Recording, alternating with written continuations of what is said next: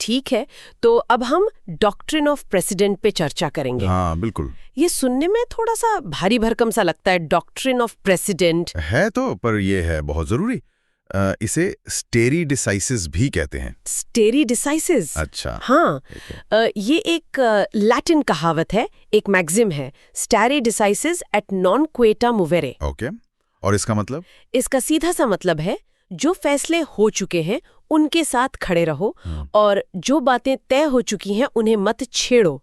मतलब जो सेटल हो गया उसे रहने दो। अच्छा, मतलब लीगल दुनिया का ये अपना फंडा है कि भाई ज्यादा पंगे मत लो, जो चल रहा है ठीक है चलने दो। हाँ, कुछ कुछ वैसा है। जैसे लॉर्ड कोक थे, बहुत बड़े अंग्रेज जज, उन्होंने भी कहा था जिन चीजों पर इतनी बार फैसला हो चुका है उन्हें शांति से रहने देना चाहिए। अब सोचिए ना, अगर कोर्ट्स अपने ही पुराने फैसले रोज बदलने लगे तो क्या होगा? अरे फिर तो कंफ्यूजन ही कंफ्यूजन, कोई स्टेबिलिटी नहीं रहेगी। बिल्कुल। आज आपने किसी लीगल एडवाइस पर भरोसा करके कोई बड़ा काम शुरू किया, कल कोर्ट ने वो रूल ही बदल दिया, तो कितनी अनसर्टेनिटी, कितनी गड़बड़ हो जाएगी। सही बात है। बिजनेस का फैसला हो, प्रॉपर्टी का हो, कुछ भी, सब अटक जाएगा। इसीलिए इस सिद्धांत का जो मेन लॉजिक है वो है स्थिरता, मतलब कंसिस्टेंसी बनाए रखना, और पूर्वानुमेयता, प्रिडिक्टेबिलिटी, कि लोगों को पता हो कि कानून क्या है और क्या रहने की उम्मीद है। हाँ, जैसे घर में कोई नियम बन गया, मान लीजिए कि जूते बाहर उतारने हैं, तो रोज सुबह उठकर उस पर बहस नहीं होती ना, बस फॉलो करते हैं, शांति बनी रहती है। बिल्कुल सही उदाहरण। और देखिए, Shankar Raju versus union of India case में भी यही बात आई थी। कोर्ट ने कहा कि अगर कोई नजरिया या कोई फैसला काफी समय से चला आ रहा है, एस्टैब्लिश्ड है, तो उसे सिर्फ इसलिए नहीं बदल देना चाहिए कि अरे कोई दूसरा तरीका भी हो सकता है या कोई दूसरा नजरिया भी मुमकिन है। अच्छा। हाँ, जब तक कोई बहुत ही ठोस, बहुत मजबूत वजह ना हो, तब तक एस्टैब्लिश चीजों को छेड़ना ठीक नहीं माना जाता। मतलब वो अंग्रेजी कहावत जैसा, if it ant broke don't fix it. हाँ, काफी हद तक वही बात है। और एक और इंटरेस्टिंग पॉइंट है, फॉर्मर चीफ जस्टिस चंद्रचूड़ ने Vaman Rao versus union of India case में कहा था। हाँ, उन्होंने कहा कि स्टे डिसाइसिस लागू करने के लिए ये देखना ज्यादा जरूरी है कि किसी सवाल पर फैसला हुआ था या नहीं। बस मतलब फैसले का आधार क्या था, क्या तर्क था, वो जरूरी नहीं। उतराने इस सिद्धांत को लागू करने के लिए उनका कहना था कि फैसले का बेसिस या रैशनल कुछ भी रहा हो, अगर फैसला हुआ है तो निचली अदालतों को उसे मानना है। अरे, ये नहीं खोदना कि क्यों हुआ, कैसे हुआ। अरे, ये तो थोड़ा अजीब सा लग रहा है सुनने में। मतलब वजह जाने बिना बस मान लो, जैसे स्कूल में टीचर ने कह दिया ये रूल है तो बस फॉलो करो, सवाल मत पूछो। थोड़ा सख्त लग सकता है, पर शायद इसके पीछे भी वही लॉजिक है, सिस्टम को चलाना है। अगर हर निचली अदालत फैसले के तर्क पर ही बहस करने लगेगी तो फिर हायरार्की का मतलब ही क्या रह जाएगा। बात तो है। खैर, ये तो हुई सिद्धांत की बात, पर क्या इसका कोई कानूनी आधार भी है, या ये बस एक अच्छी परंपरा है जो जज लोग मानते हैं? नहीं, ये सिर्फ परंपरा नहीं है, इसका बहुत सॉलिड लीगल बेसिस है हमारे संविधान में। अच्छा, संविधान में? कहाँ पर? आर्टिकल 141, अनुच्छेद 141। ओके, क्या कहता है ये आर्टिकल?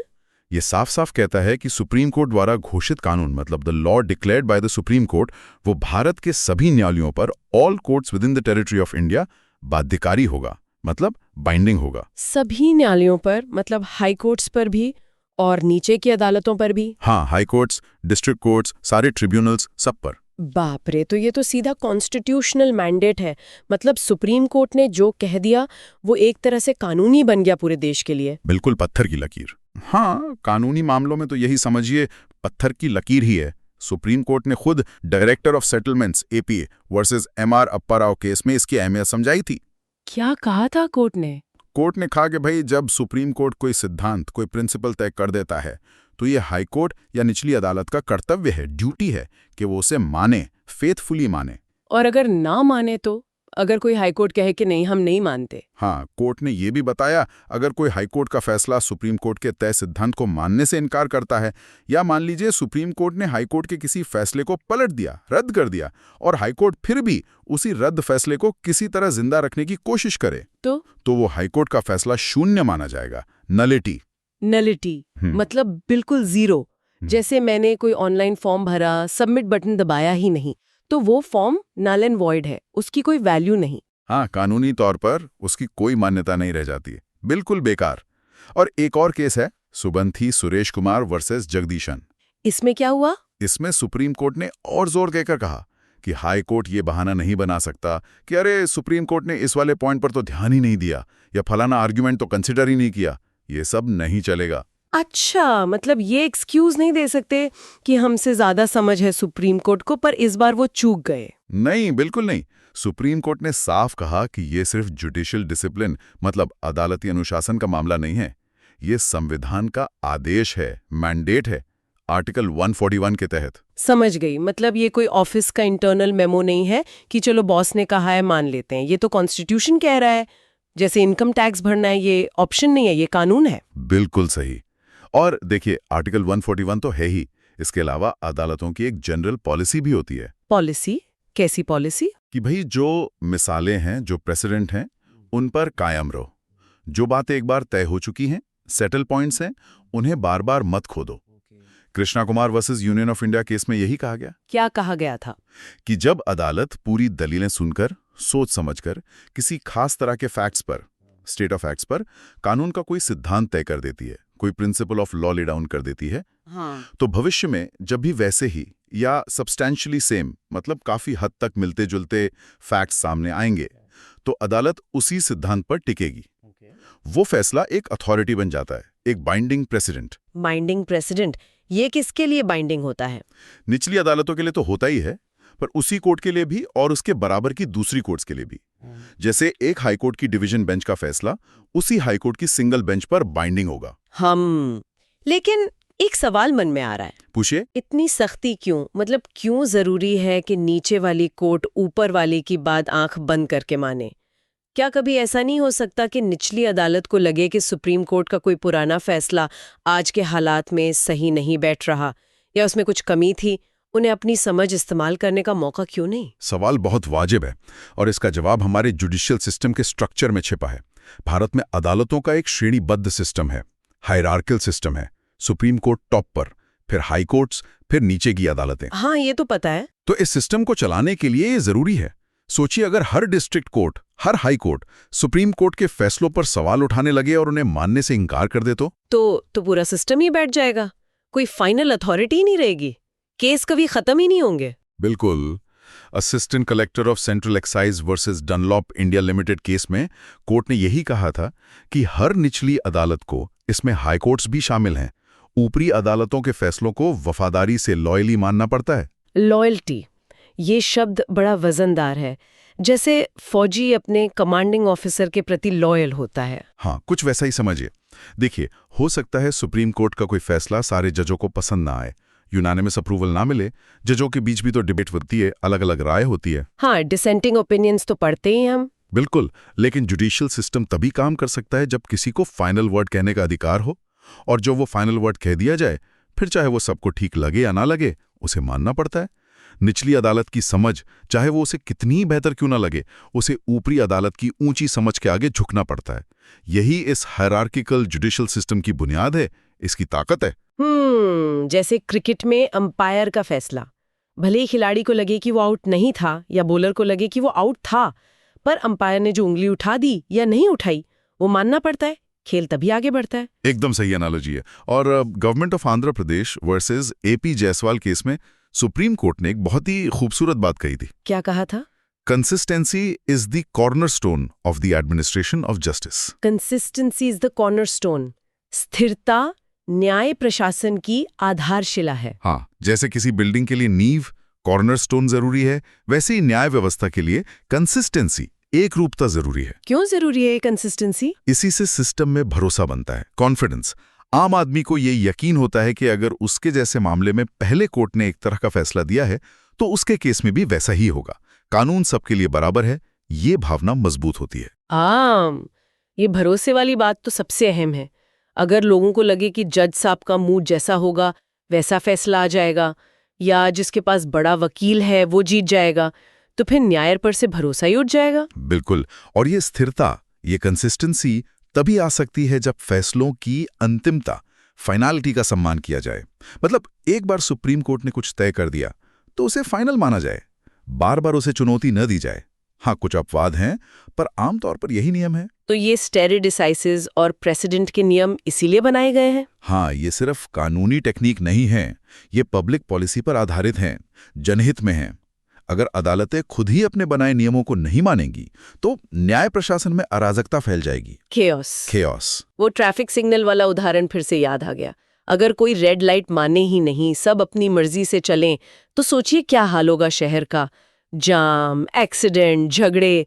कानून के राज में भी कंसिस्टेंसी न हो तो यही होगा। और ये सिर्फ केओस रोकने की बात नहीं है। Union of India versus Raghubir Singh case में सुप्रीम कोर्ट ने यह भी बताया कि ये कानून के विकास के लिए भी जरूरी है।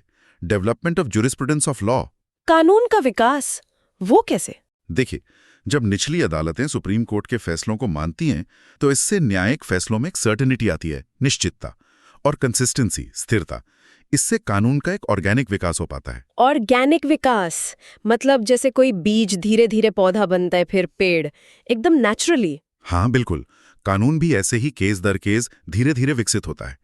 सुप्रीम कोर्ट के फैसले सिर्फ उन दो पार्टियों के बीच का झगड़ा नहीं सुलझाते जो केस लड़ रही हैं, वो पूरे देश के लिए कानून की घोषणा होते हैं, डिक्लेरेशन ऑफ लॉ। अच्छा। वो भविष्य के मामलों के लिए एक बाध्यकारी सिद्धांत, एक बाइंडिंग प्रिंसिपल तय करते हैं। वो कानून को स्पष्ट करते हैं, उसमें जो गैप से उन्हें भरते हैं और उसे समय के साथ अडेप्ट करने में मदद करते हैं। अच्छा, मतलब जैसे कोई रेसिपी बुक होती है, हर बार जब कोई नई डिश बनती है या पुरानी डिश को बेहतर बनाया जाता है तो वो रेसिपी बुक में जुड़ जाता है। सुप्रीम कोर्ट के फैसले भी कानून की रेसिपी बुक को अपडेट करते रहते हैं। हाँ, ये अच्छी उपमा है और इससे सिस्टम में एक सामंजस्य भी बना रहता है। हार्मनी कैसे? Hari Singh versus state of Haryana case में सुप्रीम कोर्ट ने कहा था कि समान अधिकार क्षेत्र वाली अदालतें, मतलब कोऑर्डिनेट ज्यूरिसडिक्शन वाली कोर्ट्स, जैसे अलग अलग हाई कोर्ट्स या एक ही हाई कोर्ट की अलग अलग बेंच, हाँ, उन्हें एक जैसे कानूनी सवालों पर या एक जैसे फैक्ट्स वाले मामलों में कंसिस्टेंट रहना चाहिए, एक जैसी राय रखनी चाहिए। मतलब ऐसा नहीं होना चाहिए कि एक ही मुद्दे पर बॉम्बे हाई कोर्ट कुछ और कह रहा है और दिल्ली हाई कोर्ट बिल्कुल उल्टा। हाँ, अगर ऐसा होगा तो क्या होगा? न्यायिक अराजकता फैलेगी, जुडिशियल एनार्की। लोगों को समझ ही नहीं आएगा कि सही कानून क्या है, किस हाई कोर्ट की बात माने। ये तो बहुत बड़ी प्रॉब्लम हो जाएगी। जैसे अलग अलग यूनिवर्सिटीज एक ही डिग्री के लिए बिल्कुल अलग अलग स्टैंडर्ड रखें, इंडस्ट्री कंफ्यूज हो जाएगी कि किसे नौकरी दें। इसीलिए जब सुप्रीम कोर्ट किसी कानूनी मुद्दे पर स्थिति बिल्कुल साफ कर देता है, उसे वेल सेटल कर देता है, तो फिर निचली अदालतों या हाई कोर्ट्स का उसे जानबूझकर अनदेखा करना या उसके खिलाफ जाकर कोई आदेश देना, हाँ, उसे न्यायिक अनौचित्य माना जाता है, जुडिशियल इम्प्रोप्रिएटी। मतलब ये ठीक नहीं है, ये अदालती तहजीब के खिलाफ है। द्वारका प्रसाद अग्रवाल वर्सेस बीडी अग्रवाल जैसे मामलों में सुप्रीम कोर्ट ने ऐसी हरकतों की कड़ी निंदा की है। निंदा मतलब डांट लगाई है निचली अदालतों को। हाँ, काफी कड़े शब्दों में।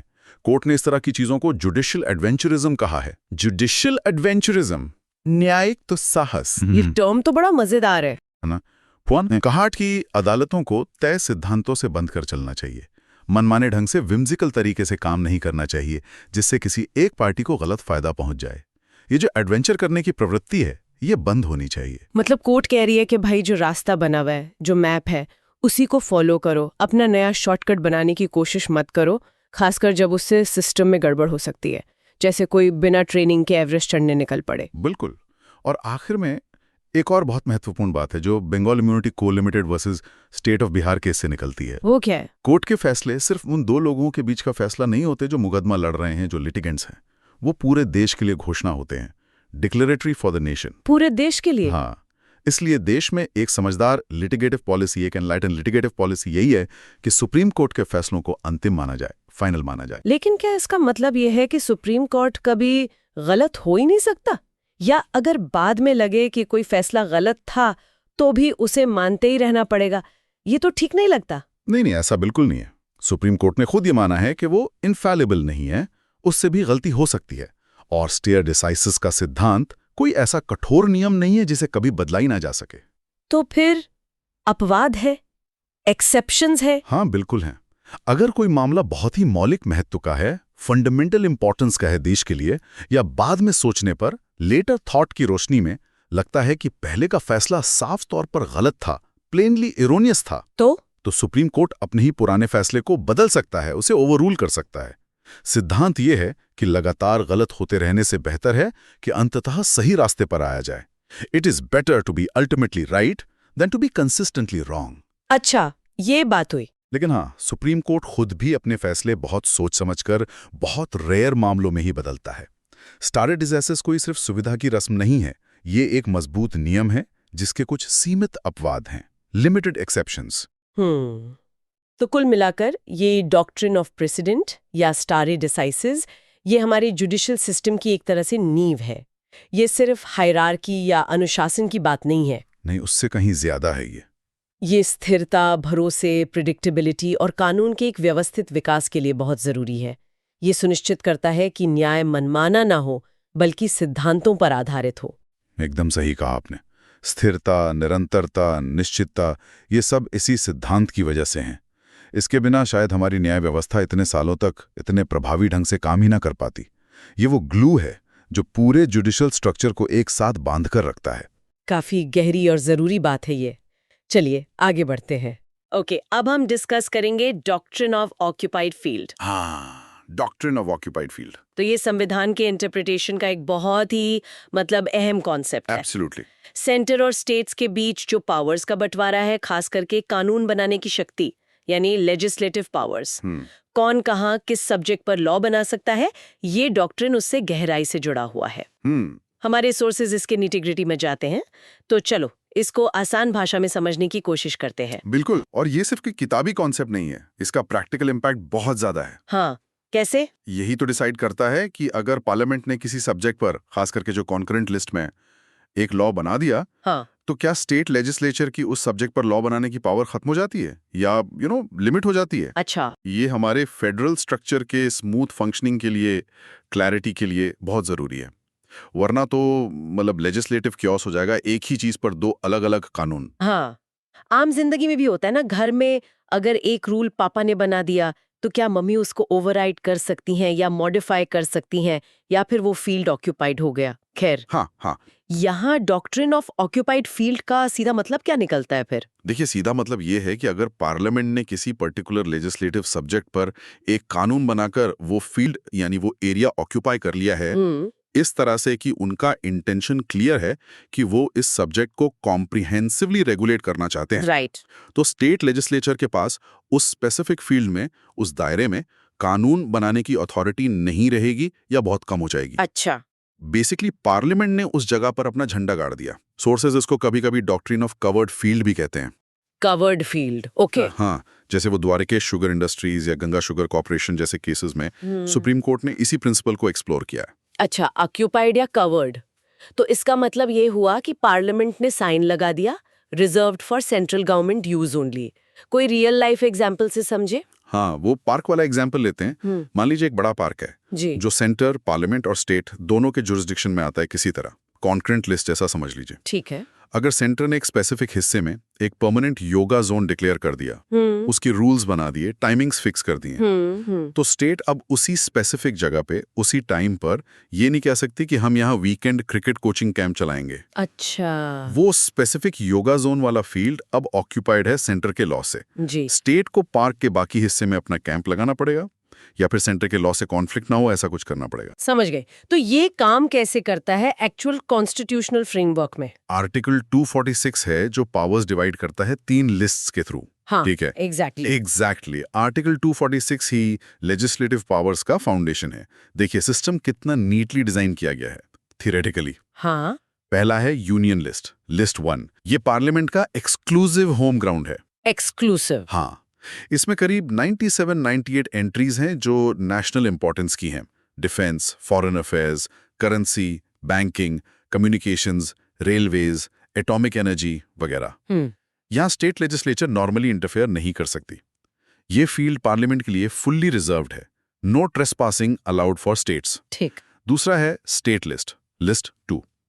ये स्टेट लेजिस्लेचर्स का एक्सक्लूसिव डोमेन है। ओके। इसमें करीब 1590 एंट्रीज हैं जो रीजनल या लोकल इंपॉर्टेंस की हैं। Police, public order, agriculture, public health, sanitation, land revenue, local government. हाँ, स्टेट के मामले। बिल्कुल। यहाँ पार्लियामेंट नॉर्मली लॉ नहीं बनाता, हालांकि कुछ एक्सेप्शंस हैं, जैसे नेशनल इमरजेंसी या राज्यसभा का रेजोल्यूशन हो वगैरह। ओके। और तीसरा है कॉन्करेंट लिस्ट, लिस्ट 3। यहाँ आता है असली ट्विस्ट। हाँ, ये कॉमन एरिया है। एग्जैक्टली ये कॉमन एरिया है जहां पार्लियामेंट और स्टेट लेजिस्लेचर दोनों कानून बना सकते हैं। दोनों? हाँ जी।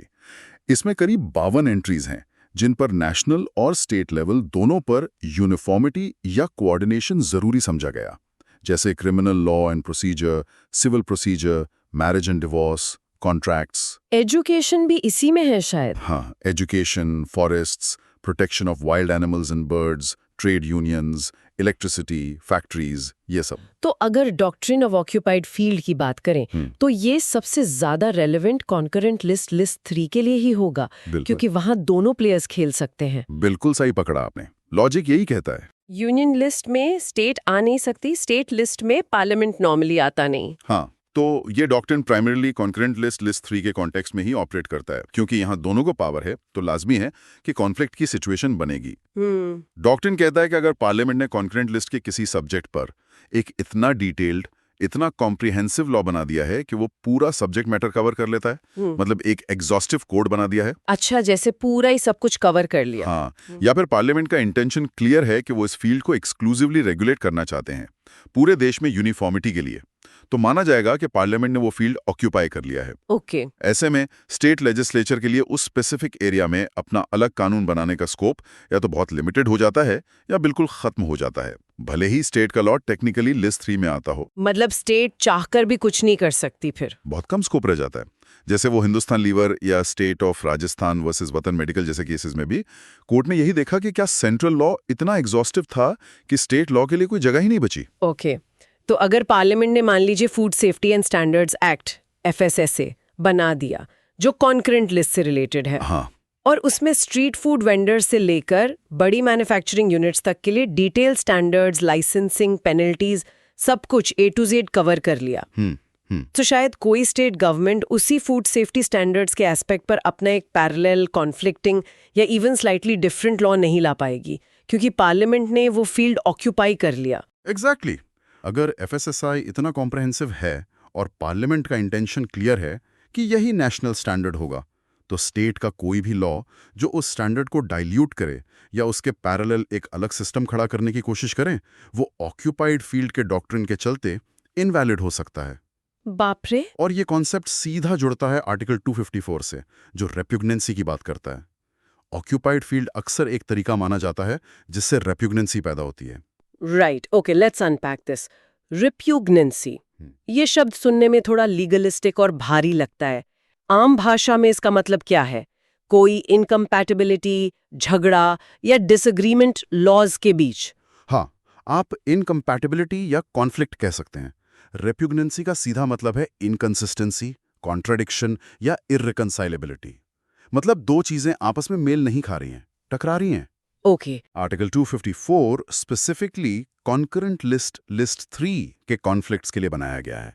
इसका क्लॉज 1 कहता है कि अगर कॉन्करेंट लिस्ट के किसी सब्जेक्ट पर पार्लियामेंट का बनाया हुआ कानून और स्टेट लेजिस्लेचर का बनाया हुआ कानून आपस में टकराते हैं, मतलब वो इनकंसिस्टेंट हैं या कॉन्फ्लिक्ट करते हैं एक दूसरे से, तो पार्लियामेंट का कानून ही प्रिवेल करेगा। पार्लियामेंट का लॉ जीतेगा। हाँ, पार्लियामेंट का कानून ही माना जाएगा। स्टेट का कानून उस हद तक, to the extent of the repugnancy and inconsistency, void यानी बेअसर, इनइफेक्टिव हो जाएगा, मतलब बेकार हो जाएगा वो स्टेट लॉ उस हिस्से तक जो टकरा रहा है। Simply put, in case of a clash on the concurrent turf, the central law wills. अच्छा, तो ये तो क्लियर है कि कॉन्करेंट लिस्ट में अगर सेंटर और स्टेट के लॉज में झगड़ा हुआ तो सेंटर की चलेगी। लेकिन ये झगड़ा, ये रिप्यूग्नेंसी है या नहीं, ये पता कैसे चलता है? हर डिफरेंस ऑफ ओपिनियन तो रिप्यूग्नेंसी नहीं होता होगा। बिल्कुल नहीं। कोर्ट कैसे डिसाइड करता है? सुप्रीम कोर्ट ने कुछ गाइडिंग प्रिंसिपल्स दिए हैं ना। सोर्सेज में Deepchand versus state of UP 1959 case का जिक्र था। हाँ। सुप्रीम कोर्ट ने दीपचंद केस में और उसके बाद भी कई केसेस में रेप्यूग्नेंसी डिटरमिन करने के लिए कुछ ब्रॉड टेस्ट्स या प्रिंसिपल्स बताए हैं। 3 मेन कंडीशंस हैं जिनको चेक किया जाता है। क्या है वो? पहला, डायरेक्ट कॉन्फ्लिक्ट, सीधा विरोधाभास। क्या दोनों कानून में डायरेक्ट कॉन्ट्रडिक्शन है? क्या एक ही सिचुएशन में दोनों लॉज को साइमल्टेनियसली ओबे करना फिजिकली या लीगली इम्पॉसिबल है? जैसे सेंटर का लॉ कहता है कि रात 10 बजे के बाद लाउड स्पीकर्स अलाउड नहीं है रेजिडेंशियल एरियाज में नॉइज पोल्यूशन कंट्रोल के लिए। हाँ। और स्टेट का लॉ कहता है कि रिलीजियस फेस्टिवल्स के दौरान रात 12 बजे तक लाउड स्पीकर्स अलाउड है। अब एक ही टाइम पर 10 से 12 के बीच आप दोनों को फॉलो नहीं कर सकते।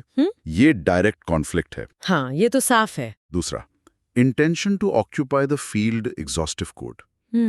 क्या पार्लियामेंट ने जो लॉ बनाया है वो इतना डिटेल्ड, इतना कॉम्प्रिहेंसिव है कि उससे ये इंटेंशन साफ जाहिर होता है कि पार्लियामेंट इस पूरे सब्जेक्ट को एग्जॉस्टिवली कवर करना चाहता था और स्टेट के लिए कोई स्कोप छोड़ना ही नहीं चाहता था। अच्छा, अगर पार्लियामेंट ने एक कंप्लीट कोड बना दिया है किसी सब्जेक्ट पर, तो स्टेट का कोई भी लॉ उस फील्ड में, भले ही वो डायरेक्टली कॉन्ट्राडिक्ट ना कर रहा हो, रेपुग्नेंट माना जा सकता है, क्योंकि वो पार्लियामेंट के इंटेंडेड एक्सक्लूसिव डोमेन में इंटरफेयर कर रहा है।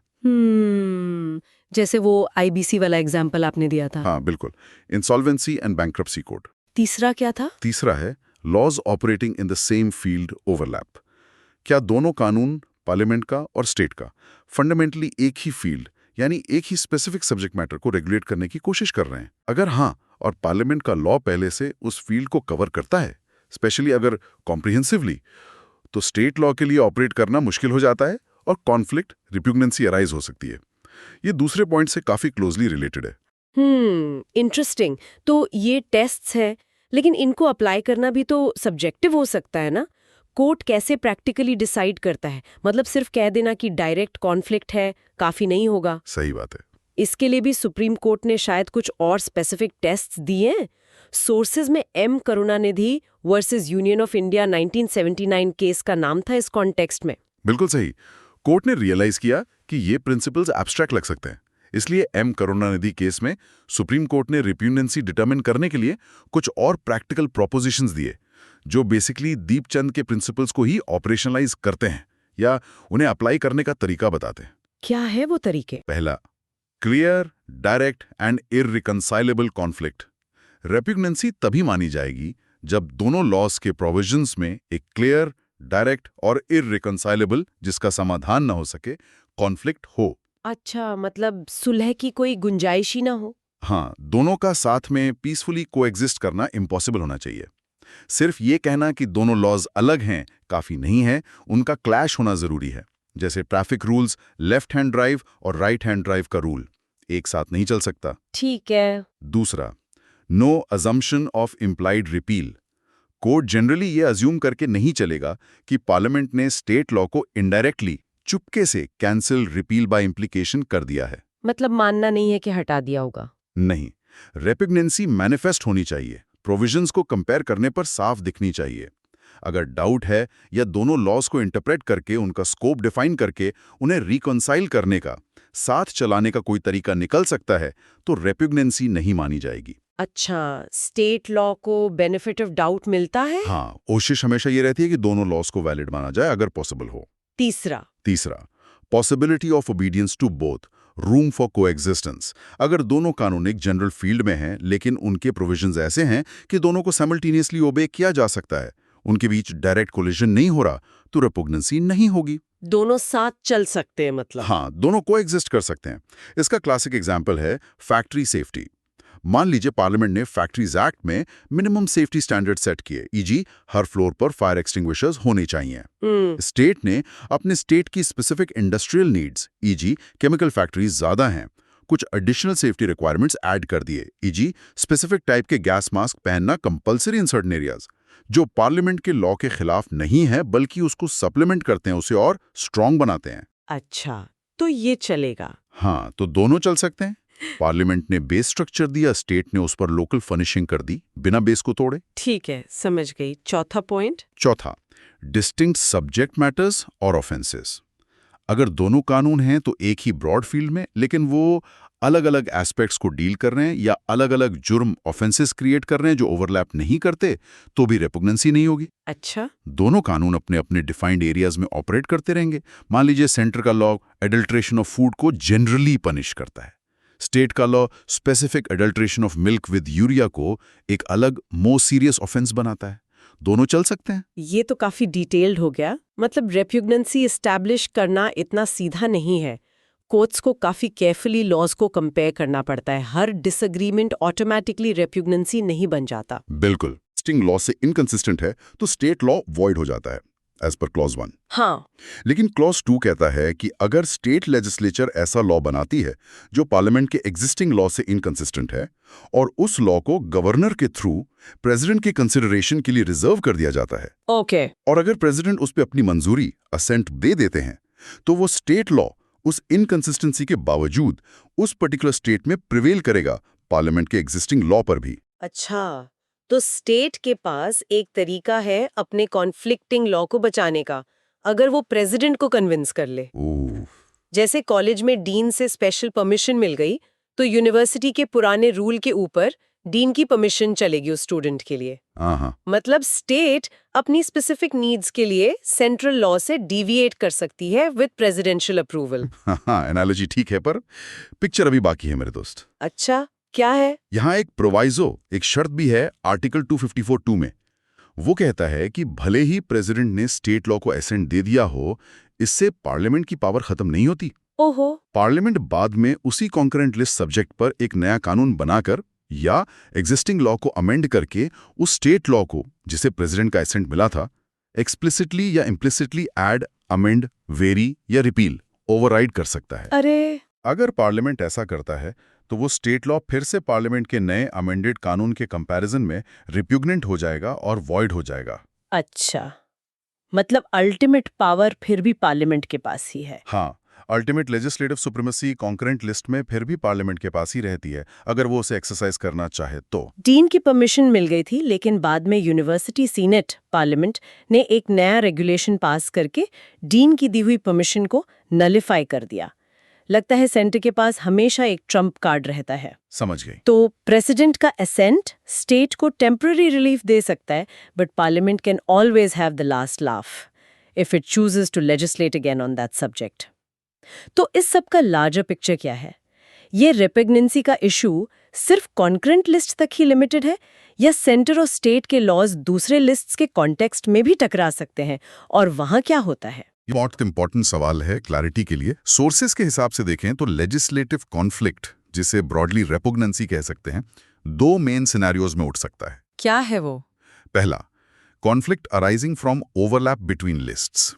एक सिचुएशन यह है कि पार्लियामेंट ने अपने एक्सक्लूसिव स्फीयर लिस्ट आई, यूनियन लिस्ट में कानून बनाया, या कॉन्करेंट लिस्ट, लिस्ट 3 में बनाया, और स्टेट ने अपने exclusive sphere list 2, state list में कानून बनाया। दोनों अपने अपने घर में काम कर रहे थे, लेकिन उनके कानून कहीं अनइंटेंडेडली या इंसिडेंटली ओवरलैप कर गए और उनमें कॉन्फ्लिक्ट पैदा हो गया। जैसे फॉर एग्जाम्पल, स्टेट ने अपनी यूनिवर्सिटीज के एडमिशन प्रोसेस लिस्ट 2 के लिए रूल्स बनाए जो अनइंटेंडेडली किसी central law on professional standards list I और 3 से टकरा गए।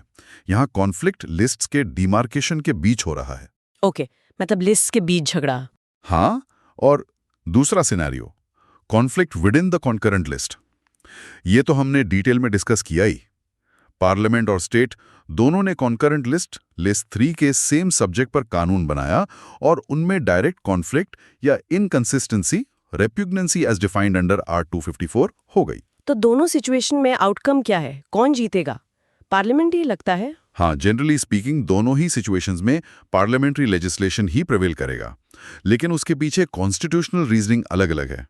इस डिस्टिंक्शन को समझना जरूरी है। क्या फर्क है? पहले केस में overlap between lists, example list 1 versus list 2 या लिस्ट 3 वर्सेस लिस्ट 2, पार्लियामेंट का लॉ आर्टिकल 246(1) के नॉन ऑब्स्टैंटिक क्लॉज की वजह से प्रिवेल करेगा। नॉन ऑब्स्टैंटिक क्लॉज, ये क्या है? आर्टिकल 246(1) शुरू ही होता है नॉटविथस्टैंडिंग एनीथिंग इन क्लॉजेस 2 और 3।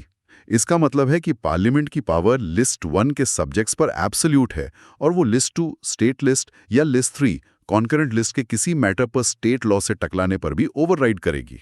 अच्छा।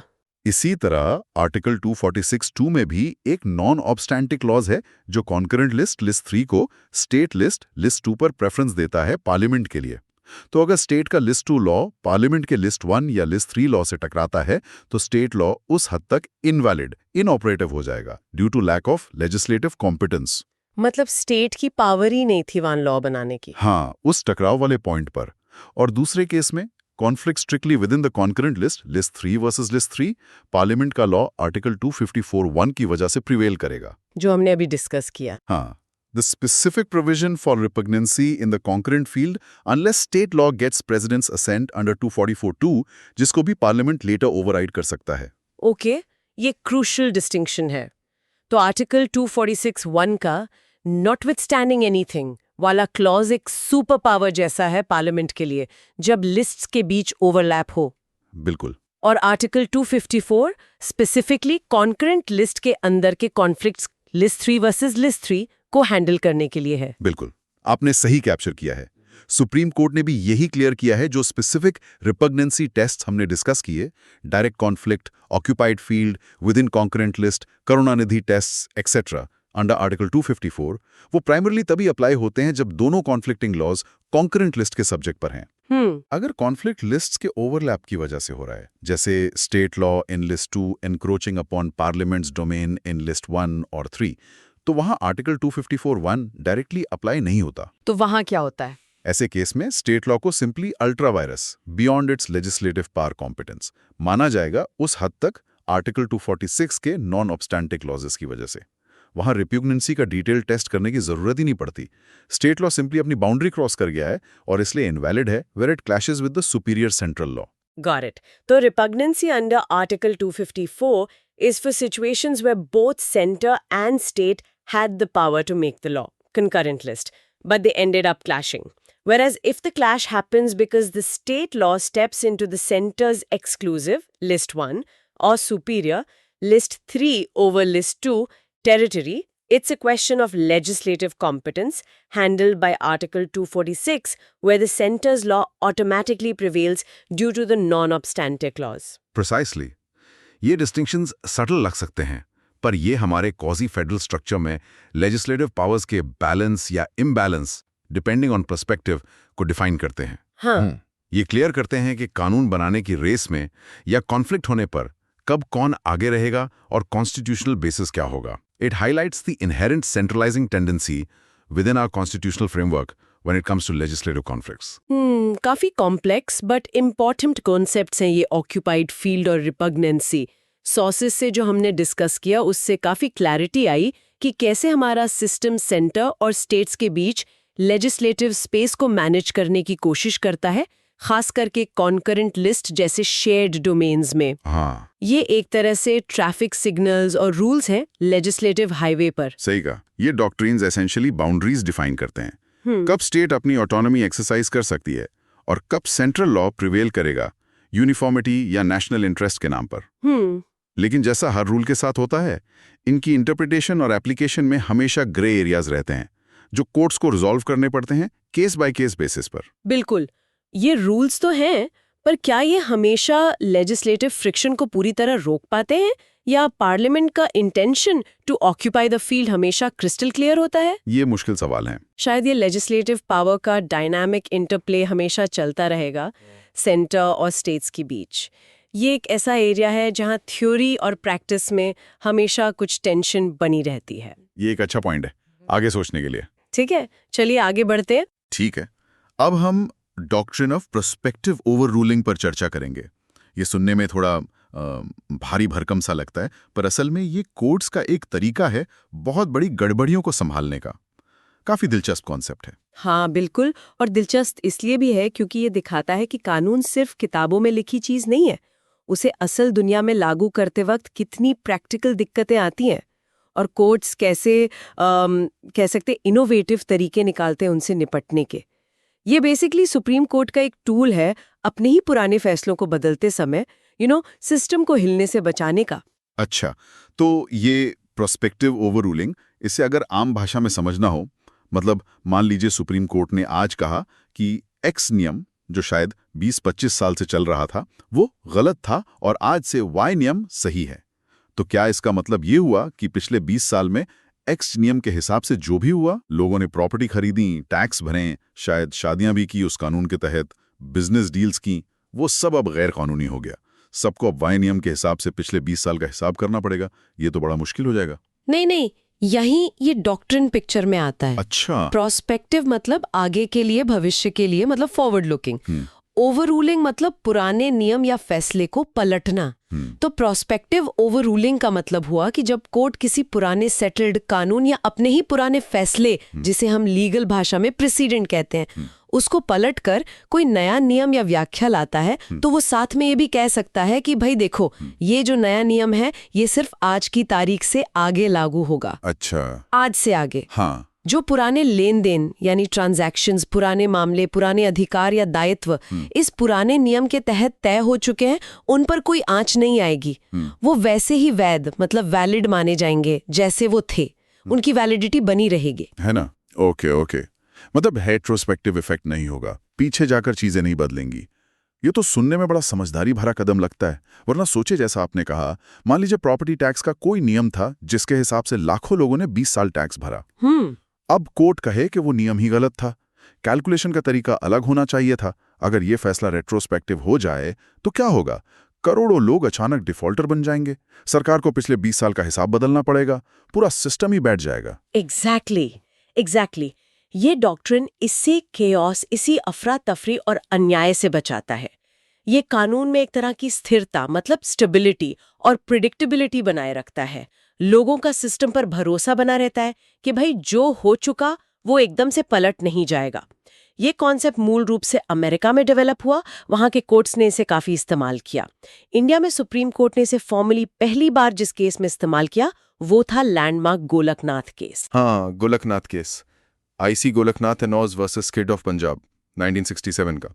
कॉन्स्टिट्यूशनल लॉ पढ़ने वाला हर स्टूडेंट इसका नाम तो जरूर जानता है। फंडामेंटल राइट्स और पार्लियामेंट की संविधान बदलने की शक्ति को लेकर यह बहुत बड़ा केस था। तो इसमें क्या हुआ था और कोर्ट ने ये प्रोस्पेक्टिव ओवर रूलिंग वाला फंडा, ये तरीका क्यों इस्तेमाल किया? बिल्कुल, गोलकनाथ से पहले की कहानी समझना जरूरी है। उससे पहले 2 बड़े केस हुए थे, शंकरी प्रसाद केस 1951 का और सज्जन सिंह केस 1964 का। इन दोनों में सुप्रीम कोर्ट ने कहा था कि पार्लियामेंट के पास जो आर्टिकल 368 के तहत संविधान में संशोधन मतलब अमेंड करने की जो शक्ति है वो बहुत पावरफुल है। अच्छा, इतनी पावरफुल कि वो फंडामेंटल राइट्स यानी हमारे मौलिक अधिकार जो पार्ट 3 में है उनको भी बदल सकती है, कम कर सकती है। यानी पहले कोर्ट का मानना था कि पार्लियामेंट हमारे मौलिक अधिकारों पर भी कैंची चला सकती है। ये तो बड़ी बात है। हाँ बिल्कुल, और कोर्ट ने ये भी कहा था कि आर्टिकल 368 के तहत पास किया गया कॉन्स्टिट्यूशनल अमेंडमेंट एक्ट वो आर्टिकल 13(2) के तहत कानून या लॉ की परिभाषा में नहीं आता। अब आर्टिकल 13(2) क्या कहता है? वो कहता है कि स्टेट कोई ऐसा कानून नहीं बनाएगा जो फंडामेंटल राइट्स को छीनता या कम करता हो, और अगर बनाया तो वो उस हद तक अवैध मतलब वॉइड होगा। अच्छा, तो पहले के फैसलों का निचोड़ ये था कि कॉन्स्टिट्यूशनल अमेंडमेंट चूंकि लॉ नहीं है आर्टिकल 13(2) के हिसाब से, इसलिए वो फंडामेंटल राइट्स को अफेक्ट कर सकता है, उस पर आर्टिकल 13(2) की रोक लागू नहीं होती। समझ गया। तो ये स्टैंड था शंकरी प्रसाद और सज्जन सिंह केस में। फिर गोलकनाथ में क्या हुआ? ऐसा क्या बदल गया कि कोर्ट को अपना ही फैसला पलटना पड़ा? गोलकनाथ केस में 11 जजों की उस समय तक की सबसे बड़ी बेंच बैठी और 6-5 के बहुत ही करीबी बहुमत से सुप्रीम कोर्ट ने शंकरी प्रसाद और सज्जन सिंह वाले फैसले पलट दिए। कोर्ट ने कहा नहीं, पार्लियामेंट आर्टिकल 368 का इस्तेमाल करके फंडामेंटल राइट्स को छीन या कम नहीं कर सकती। ओहो, फंडामेंटल राइट्स तो संविधान में एक ट्रांसेंडेंटल एंड इम्यूटेबल स्थान रखते हैं, मतलब सर्वोपरि और अपरिवर्तनीय। और कोर्ट ने यह भी कहा कि कॉन्स्टिट्यूशनल अमेंडमेंट एक्ट भी आर्टिकल 13(2) के तहत लॉ ही माना जाएगा, और अगर वो फंडामेंटल राइट्स के खिलाफ जाता है तो वो अवैध होगा। अरे बाप रे, ये तो मतलब जमीन आसमान का फर्क आ गया। पार्लियामेंट की पावर पर इतनी बड़ी रोक।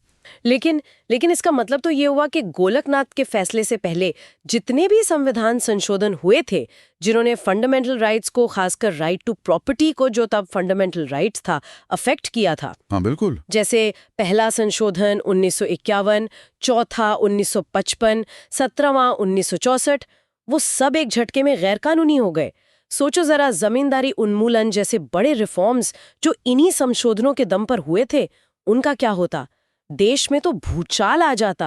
बिल्कुल सही पकड़ा आपने, यही वो नाजुक मोड़ था जहां जस्टिस सुब्बा राव, जो उस समय चीफ जस्टिस थे और मेजॉरिटी जजमेंट लिख रहे थे, उन्होंने doctrine of prospective over ruling का इस्तेमाल किया।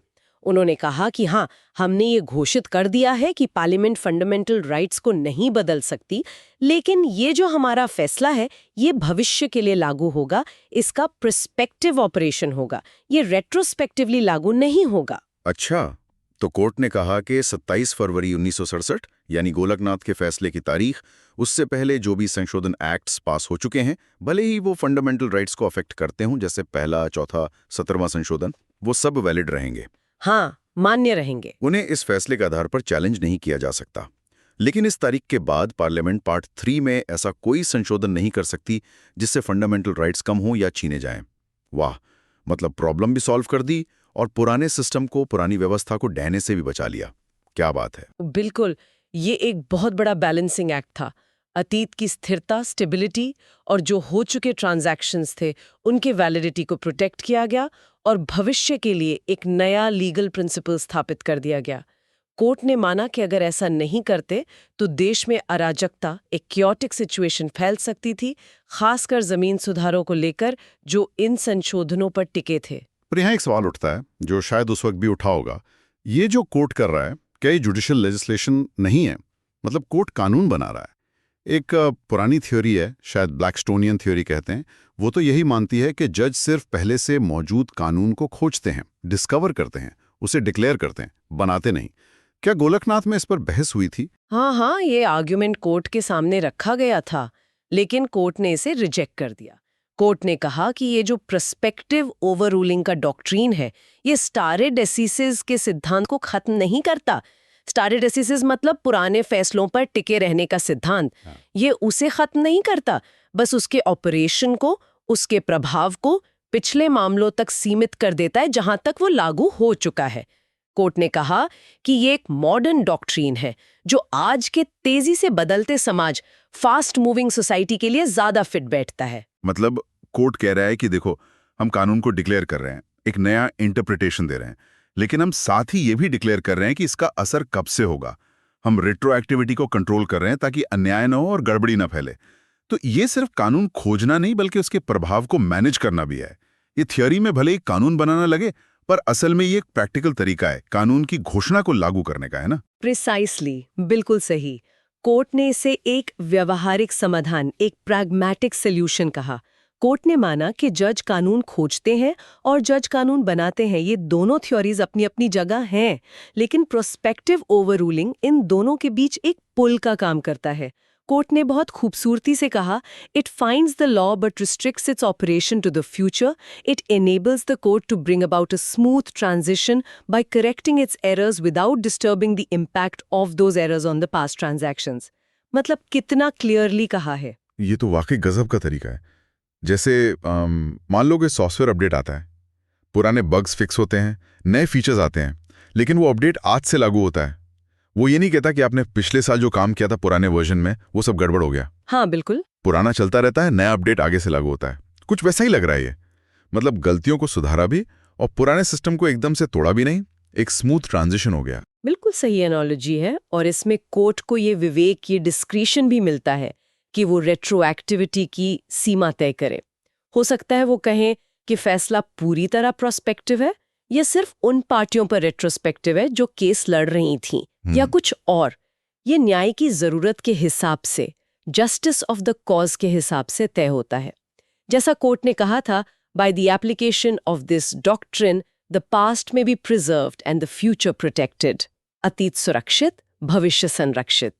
लेकिन एक बड़ा सवाल ये है कि क्या हमारे संविधान में कहीं लिखा है कि सुप्रीम कोर्ट ऐसा कर सकता है? इसका कॉन्स्टिट्यूशनल बेसिस क्या है?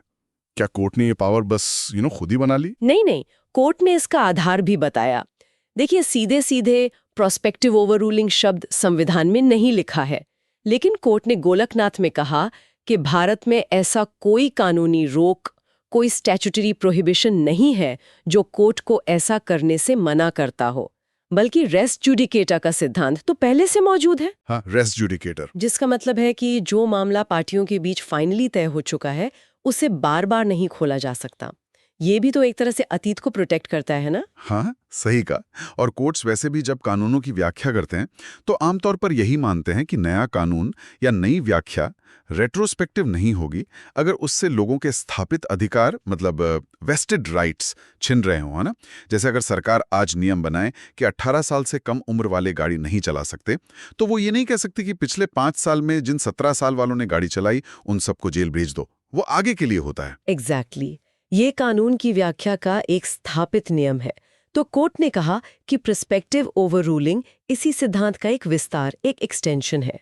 और सबसे महत्वपूर्ण बात, कोर्ट ने कहा कि हमारे संविधान के 3 आर्टिकल्स, आर्टिकल 32, 141 और 142, वो इतने व्यापक हैं, इतने वाइड एंड इलास्टिक हैं कि वो सुप्रीम कोर्ट को न्याय करने के लिए to meet the ends of justice इस तरह के सिद्धांत बनाने की शक्ति देते हैं। अच्छा, ये आर्टिकल्स कैसे पावर देते हैं? जरा इनको थोड़ा खोलकर समझाएंगे। आर्टिकल 32, 141, 142।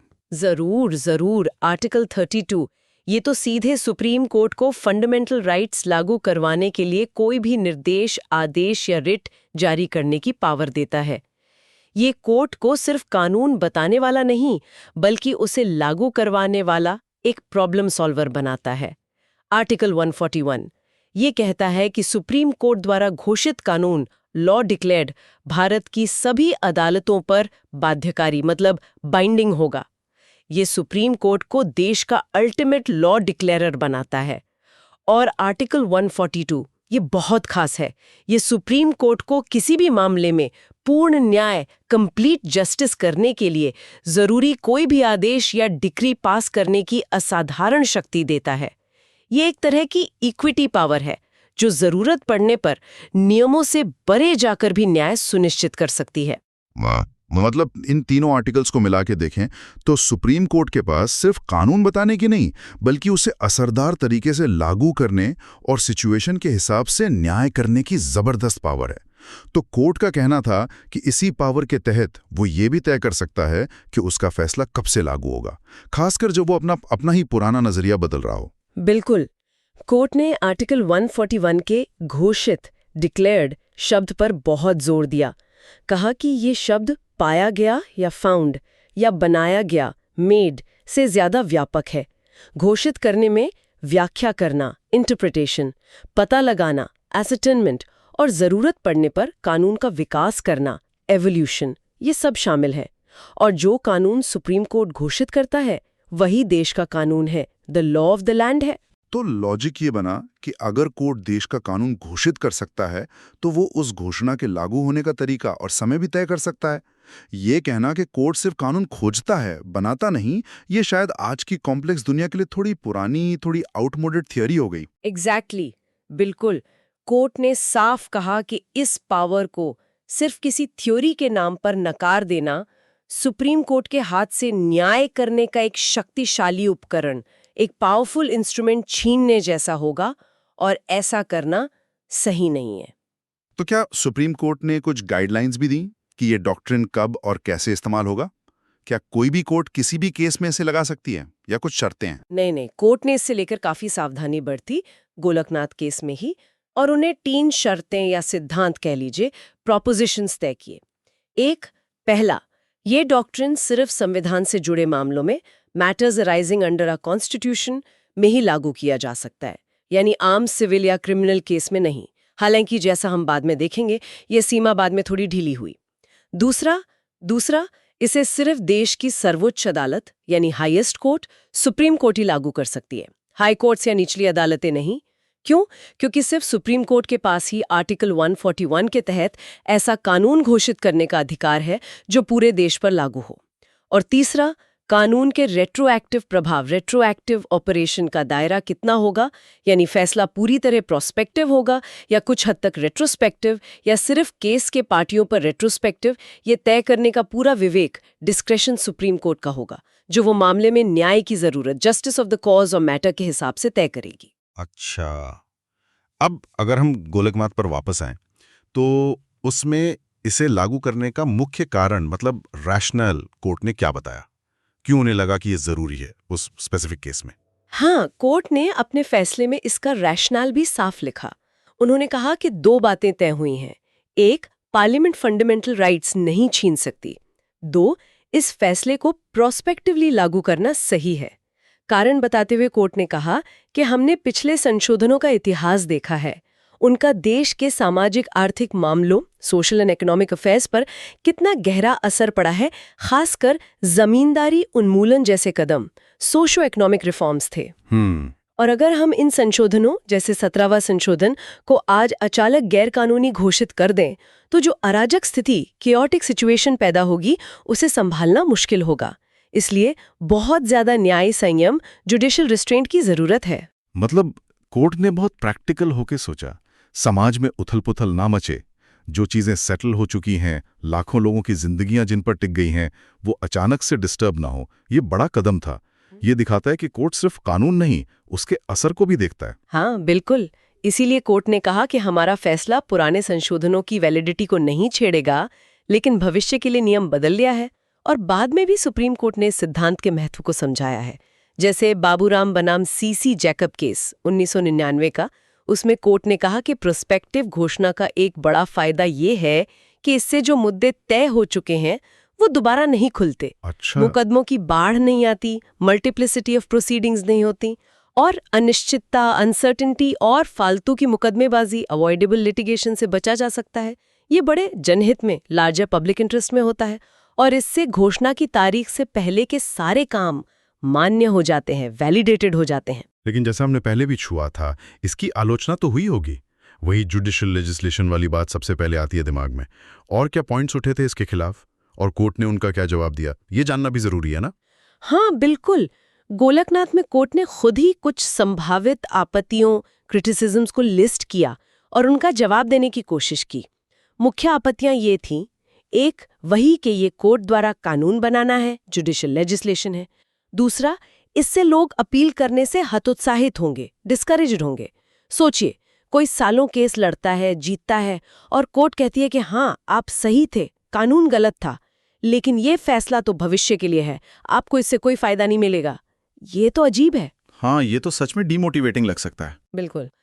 तीसरा पॉइंट था कि ये जो भविष्य के लिए घोषणा है, ये सिर्फ ऑबिटर डिक्टम होगी। मतलब जज की ऐसी राय जो केस के फैसले के लिए जरूरी नहीं थी, बस चलते फिरते कह दी गई, उसकी कोई बाइंडिंग वैल्यू नहीं होगी। चौथा, ये जो बदलाव लाया जा रहा है, ये ठीक नहीं है, ये सिस्टम में अस्थिरता लाता है। फिफ्थ, और एक इंटरेस्टिंग पॉइंट ये भी था कि रेट्रोएक्टिविटी का डर, कि फैसला पलटने से पुराने सब मामले गड़बड़ा जाएंगे, ये डर कोर्ट को आसानी से पुराने फैसले पलटने से रोकता है, एक ब्रेक का काम करता है। प्रोस्पेक्टिव ओवर रूलिंग से ये ब्रेक हट जाएगा और कोर्ट शायद ज्यादा आसानी से पुराने फैसले पलटने लगे। ये पॉइंट्स तो वाकई सोचने वाले हैं। खासकर दूसरा पॉइंट कि जिसने केस लड़ा उसे ही फायदा नहीं मिला, और ये पांचवा पॉइंट भी कि कहीं कोर्ट्स ज्यादा जल्दी फैसले न पलटने लगे। कोर्ट ने इनका क्या जवाब दिया? कोर्ट ने कहा कि ये आपत्तियां ऐसी नहीं हैं जिन्हें पार न किया जा सके, मतलब इनसमाउंटेबल नहीं है। पहले पॉइंट, जुडिशियल लेजिस्लेशन पर, कोर्ट ने कहा कि अगर कोर्ट पुराना फैसला पलट सकता है तो वो उसके असर को सीमित क्यों नहीं कर सकता, ये उसी पावर का हिस्सा है। दूसरे पॉइंट, अपील करने वाले को फायदा नहीं, पर कोर्ट ने माना कि हाँ, हो सकता उस कंक्रीट केस के पिटिशनर को तुरंत फायदा ना मिले, लेकिन कानून तो सबके लिए बदल रहा है, तो भविष्य में उसी जैसे हालात में फंसे अनगिनत लोगों को फायदा मिलेगा। और कोर्ट ने यह भी इशारा किया कि जरूरत पड़ने पर वो अपने विवेक, डिस्क्रेशन से उस खास केस में कुछ राहत दे भी सकती है। तीसरे पॉइंट, ओबिटर डिक्टम पर, कोर्ट ने कहा कि नहीं, ये ओबिटर नहीं है, ये फैसले का इंटीग्रल पार्ट है। कोर्ट कानून घोषित कर रहा है और साथ ही उसके लागू होने का तरीका भी घोषित कर रहा है, जो प्रोस्पेक्टिव ओवररूलिंग के सिद्धांत पर आधारित है, तो ये बाइंडिंग है। चौथे पॉइंट, अस्थिरता पर, कोर्ट का जवाब था कि कानून में स्थिरता, स्टेबिलिटी इन लॉ जरूरी है, लेकिन इसका मतलब ये नहीं कि अन्याय हमेशा चलता रहे। Injustice shall be परपेचुएटेड। जरूरत पड़ने पर बदलाव लाना पड़ता है, और ये तरीका स्मूथ ट्रांजिशन में मदद करता है। पांचवें बिंदु, ब्रेक हटना का, कोर्ट ने सीधे तौर पर जवाब नहीं दिया, पर शायद उनका मानना था कि प्रोस्पेक्टिव ओवररूलिंग से जो फायदे मिल रहे हैं, जैसे स्थिरता, कैओस से बचाव, स्मूथ ट्रांजिशन, वो इस संभावित रिस्क से ज्यादा महत्वपूर्ण है। कोर्ट पर भरोसा रखना होगा कि वो इस पावर का इस्तेमाल जिम्मेदारी से करेगा। समझ गया। अब सबसे महत्वपूर्ण सवाल शायद ये है कि क्या ये डॉक्ट्रिन आज भी जिंदा है और इस्तेमाल होता है? क्योंकि गोलकनाथ का जो मुख्य फैसला था कि पार्लियामेंट फंडामेंटल राइट्स को छू भी नहीं सकती, वो तो 1973 के ऐतिहासिक केशवानंद भारती केस में पलट दिया गया था, है ना? हाँ। केशवानंद भारती ने कहा कि पार्लियामेंट फंडामेंटल राइट्स समेत संविधान के किसी भी हिस्से को बदल सकती है, बस संविधान के बुनियादी ढांचे यानी बेसिक स्ट्रक्चर को नहीं बदल सकती।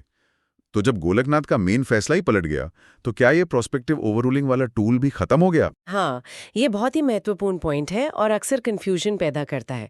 आपने बिल्कुल सही कहा, गोलकनाथ की जो मेन सब्सटैंटिव रूलिंग थी कि फंडामेंटल राइट्स अमेंड नहीं हो सकते, उसे केशवानंद भारती ने ओवररूल कर दिया।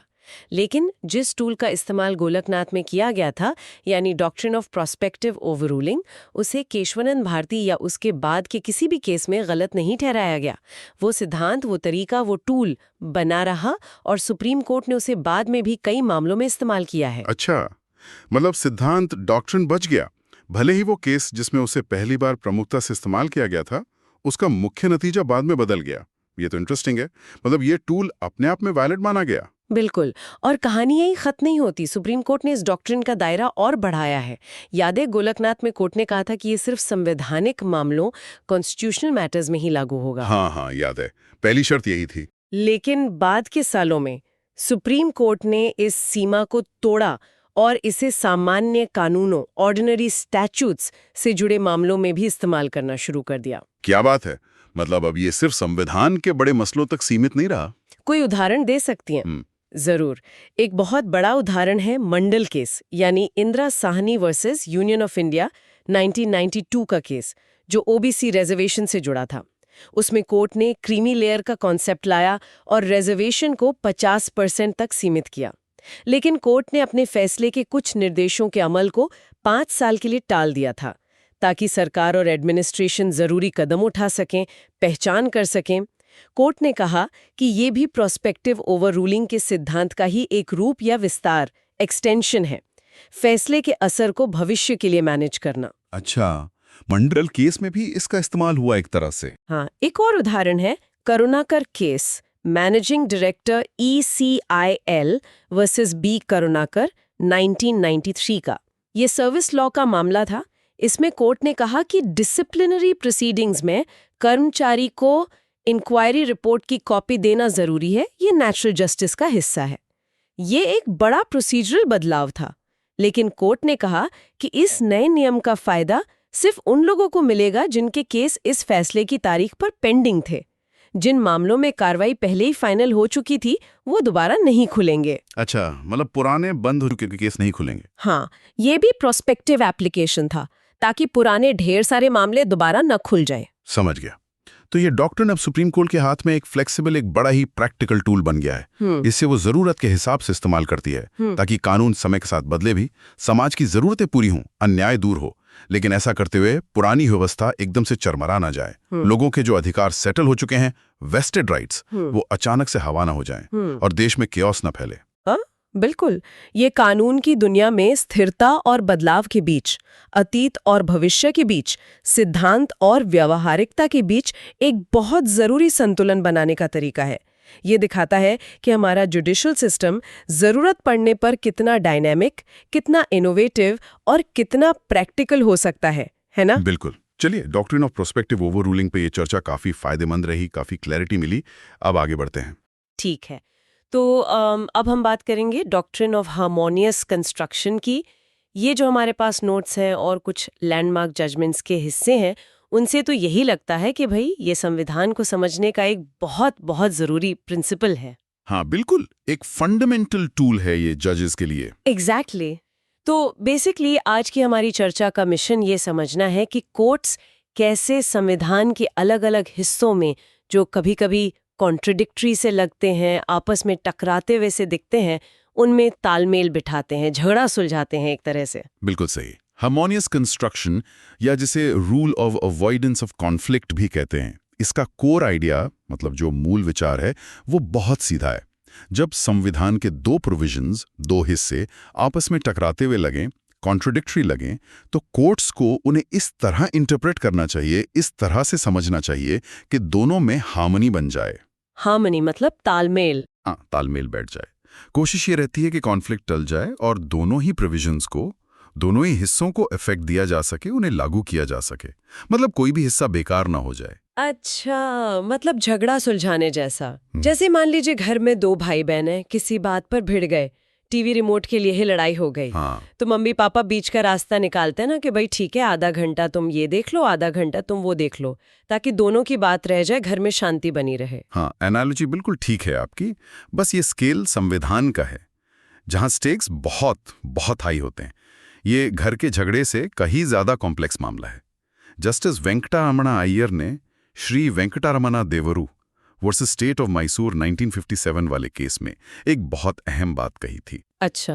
उन्होंने कहा कि अगर दो प्रोविजंस बिल्कुल इर्रिकंसाइलेबल लगें, मतलब उनमें सुलह की कोई गुंजाइश ही ना दिखे, एकदम ऑपोजिट लगें, तब भी इंटरप्रिटेशन ऐसी होनी चाहिए कि जहां तक मुमकिन हो दोनों को इफेक्ट दिया जा सके। इफेक्ट दिया जा सके मतलब दोनों को लागू किया जा सके, कोई भी प्रोविजन बेकार या नेगेटरी ना हो जाए। निगेटरी, हाँ, ये शब्द सुना है। मतलब बिल्कुल यूजलेस, बेकार न बन जाए। ऐसा ना हो कि एक को बचाने के चक्कर में दूसरा बिल्कुल ही, क्या कहते हैं, ठंडे बस्ते में चला जाए। एग्जैक्टली। शब्दशाह बेकार, व्यर्थ, इनइफेक्टिव। और देखिए, जस्टिस मुखर्जिया ने भी ए.के. गोपालन वर्सेस स्टेट ऑफ मद्रास 1950 में, जो फंडामेंटल राइट्स पर एक बहुत शुरुआती और महत्वपूर्ण केस था। हाँ, गोपालन केस। उसमें यही बात दोहराई थी। उन्होंने कहा कि अगर संविधान के प्रोविजंस में कॉन्फ्लिक्ट दिखे तो इंटरप्रिटेशन ऐसी होनी चाहिए कि रिकंसिलिएशन हो सके, तालमेल बैठ सके, ताकि जहां तक पॉसिबल हो सभी प्रोविजंस को इफेक्ट दिया जा सके। ये संविधान की इंटीग्रिटी, उसकी कोहेरेंस बनाए रखने के लिए बहुत जरूरी है। वरना संविधान क्या लगेगा, एक पांचवा क्विल्ट जैसा, जिसके अलग अलग पैच का आपस में कोई मेल ही ना हो, कोई ओवरऑल डिजाइन ही ना दिखे। ओके, तो ये तो हुई मतलब की बात पे ये है क्या और क्यों जरूरी है। पर कोर्ट्स इसे अप्लाई कैसे करते हैं? कोई सेट रूल्स हैं इसके? कोई चेकलिस्ट है जज साहब के पास कि टिक करते जाएं, स्टेप 1, स्टेप 2, स्टेप 3? हाँ, चेकलिस्ट तो नहीं होती। लीगल इंटरप्रिटेशन थोड़ी ज्यादा न्यूआंस्ड होती है, उसमें कॉन्टेक्स्ट देखना पड़ता है। लेकिन हाँ, कुछ गाइडिंग प्रिंसिपल्स हैं, कुछ सिद्धांत हैं जो कोर्ट्स हमेशा ध्यान में रखते हैं। अच्छा, क्या है वो? देखिए, दो मुख्य बातें हैं। पहली बात, कोर्ट को संविधान को टुकड़ों में नहीं देखना चाहिए, उसे एक होलिस्टिक डॉक्यूमेंट की तरह पढ़ना चाहिए। होलिस्टिक मतलब? एक पूरे रूप में। हाँ, बिल्कुल। You have to see the forest, not just the trees. उसके अलग अलग हिस्सों को, चैप्टर्स को, आर्टिकल्स को, सबको एक साथ रखकर देखना चाहिए। कॉन्टेक्स्ट इज एब्सोल्युटली की। आप किसी कॉम्प्लेक्स मूवी का मतलब सिर्फ एक सीन देखकर नहीं समझ सकते ना, पूरी फिल्म देखनी पड़ती है। उसका बैकग्राउंड क्या है, कैरेक्टर्स का मोटिवेशन क्या है, सब देखना पड़ता है। हाँ, बात तो सही है। संविधान भी वैसा है। हर आर्टिकल, हर शेड्यूल, हर पार्ट एक बड़े नैरेटिव का, एक लार्जर फिलॉसफी का हिस्सा है। उन्हें आइसोलेट करके नहीं समझा जा सकता। ओके, पहली बात हुई कि पूरा देखो, टुकड़ों में नहीं। और दूसरी बात, कोर्ट को ये मानकर चलना चाहिए, और ये एक इंपॉर्टेंट लीगल प्रिजम्पशन है कि संविधान बनाने वालों का इरादा कॉन्फ्लिक्ट पैदा करना नहीं था। कॉन्स्टिट्यूएंट असेंबली में सालों बहस चली थी, हर शब्द पर, हर कॉमा पर गौर हुआ था। तो ये नहीं माना जा सकता कि उन्होंने जानबूझकर ऐसी कॉन्ट्राडिक्टरी बातें लिखी होंगी जिससे देश चलाने में कंफ्यूजन हो, गवर्नेंस में पैरालिसिस आ जाए। हाँ, ये तो लॉजिकल है। तो इंटरप्रिटेशन ऐसी होनी चाहिए जो इस प्रिजम्पशन को सपोर्ट करे, जो ये दिखाए कि हाँ, बनाने वालों ने एक कोहेरेंट, एक सुसंगत ढांचा तैयार किया था जिसमें सब कुछ फिट होता है, भले ही पहली नजर में ना लगे। ये बात तो बिल्कुल सही है। बनाने वाले क्यों चाहेंगे कि उनकी बनाई चीज आपस में ही लड़ती रहे?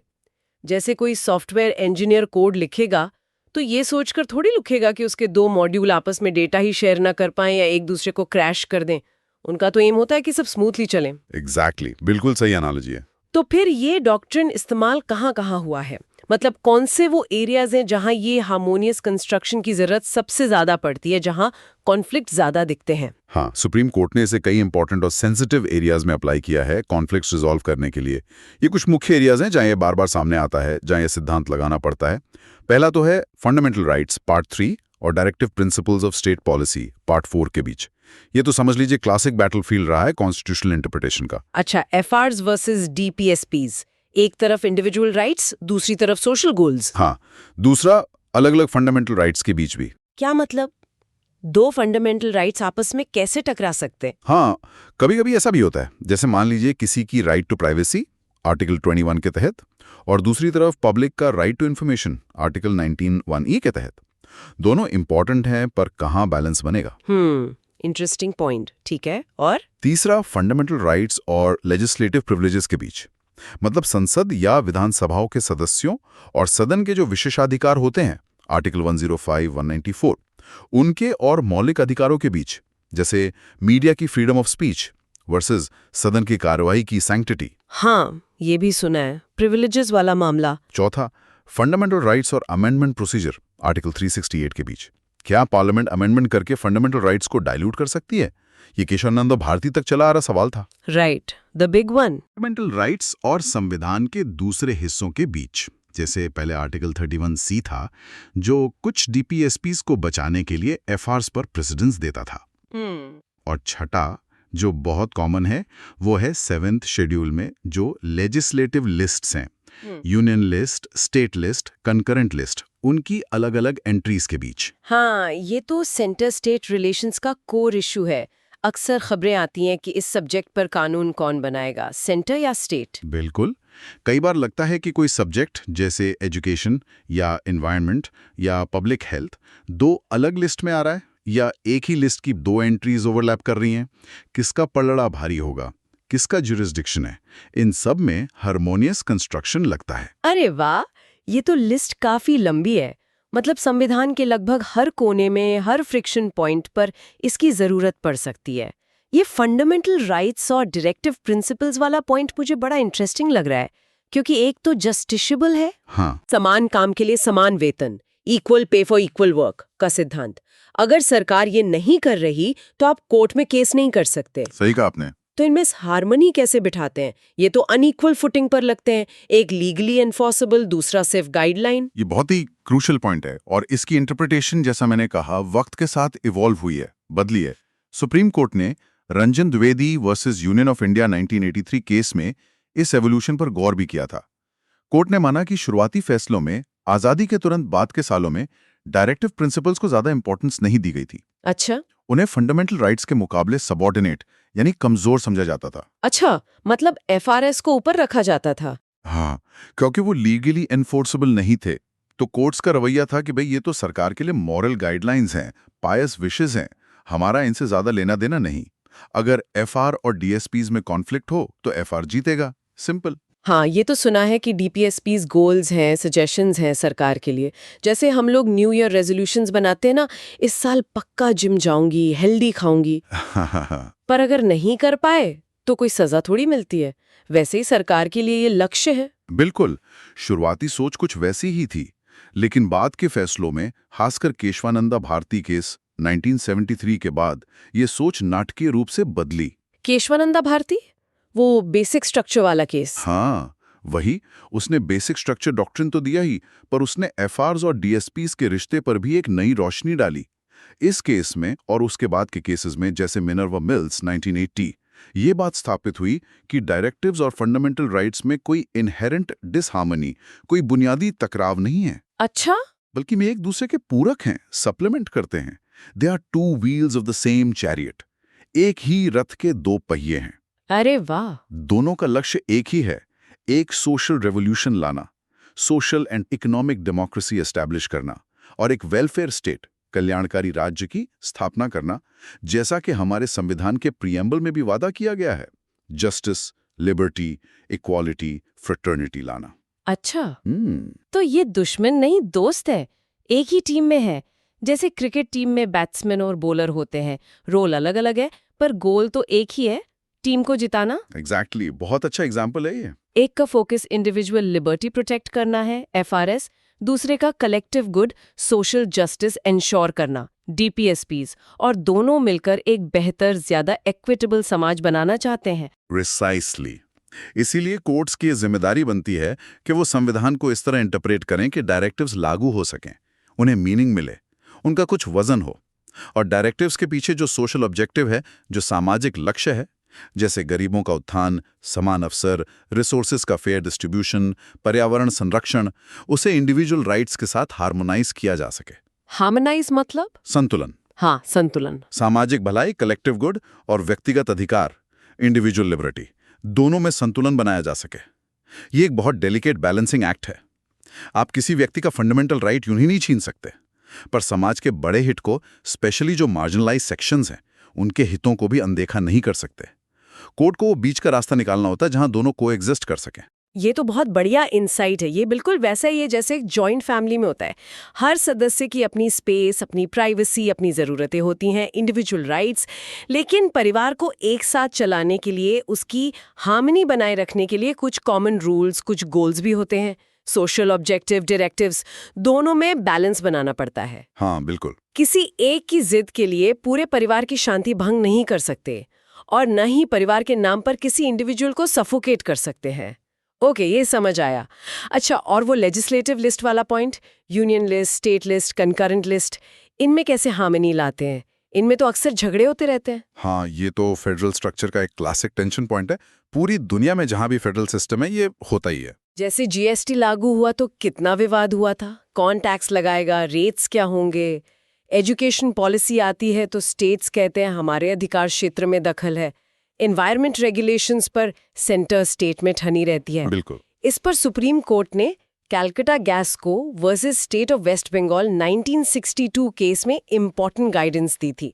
कोर्ट ने कहा कि लिस्ट्स की एंट्रीज को इंटरप्रेट करते समय उनकी लैंग्वेज को वाइडेस्ट पॉसिबल मीनिंग देना चाहिए। वाइडेस्ट पॉसिबल मतलब जितना हो सके उतना बड़ा दायरा समझना चाहिए। हाँ, उदारता से लिबरल इंटरप्रिटेशन करनी है, संकुचित नैरो सोच नहीं रखनी।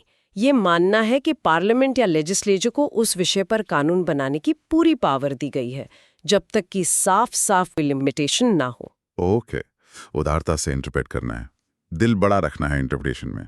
हाँ, लेकिन कोर्ट ने ये भी माना कि भाई संविधान बनाने वाले कितने भी बुद्धिमान क्यों ना हो, लैंग्वेज की अपनी सीमाएं हैं और गवर्नेंस इतना कॉम्प्लेक्स है कि ओवरलैप्स होंगे ही।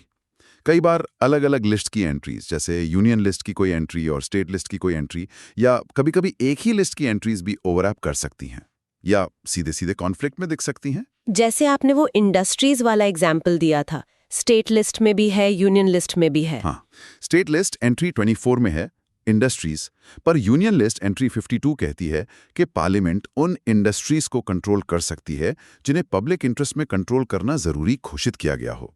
अब कहाँ स्टेट की पावर खत्म होती है, कहाँ सेंटर की शुरू होती है, ये सवाल उठता है। तो ऐसी स्थिति में कोर्ट क्या करता है?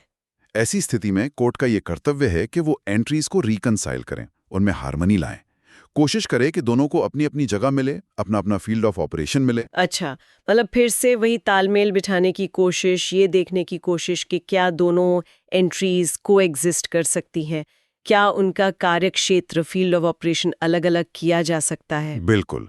कोर्ट ये देखती है कि एंट्री का पिथ एंड सब्सटेंस क्या है, यानी उसका असली सार, कोर पर्पस क्या है, और क्या दोनों लॉज जो अलग अलग एंट्रीज के तहत बने हैं साथ साथ ऑपरेट कर सकते हैं बिना एक दूसरे को काटे।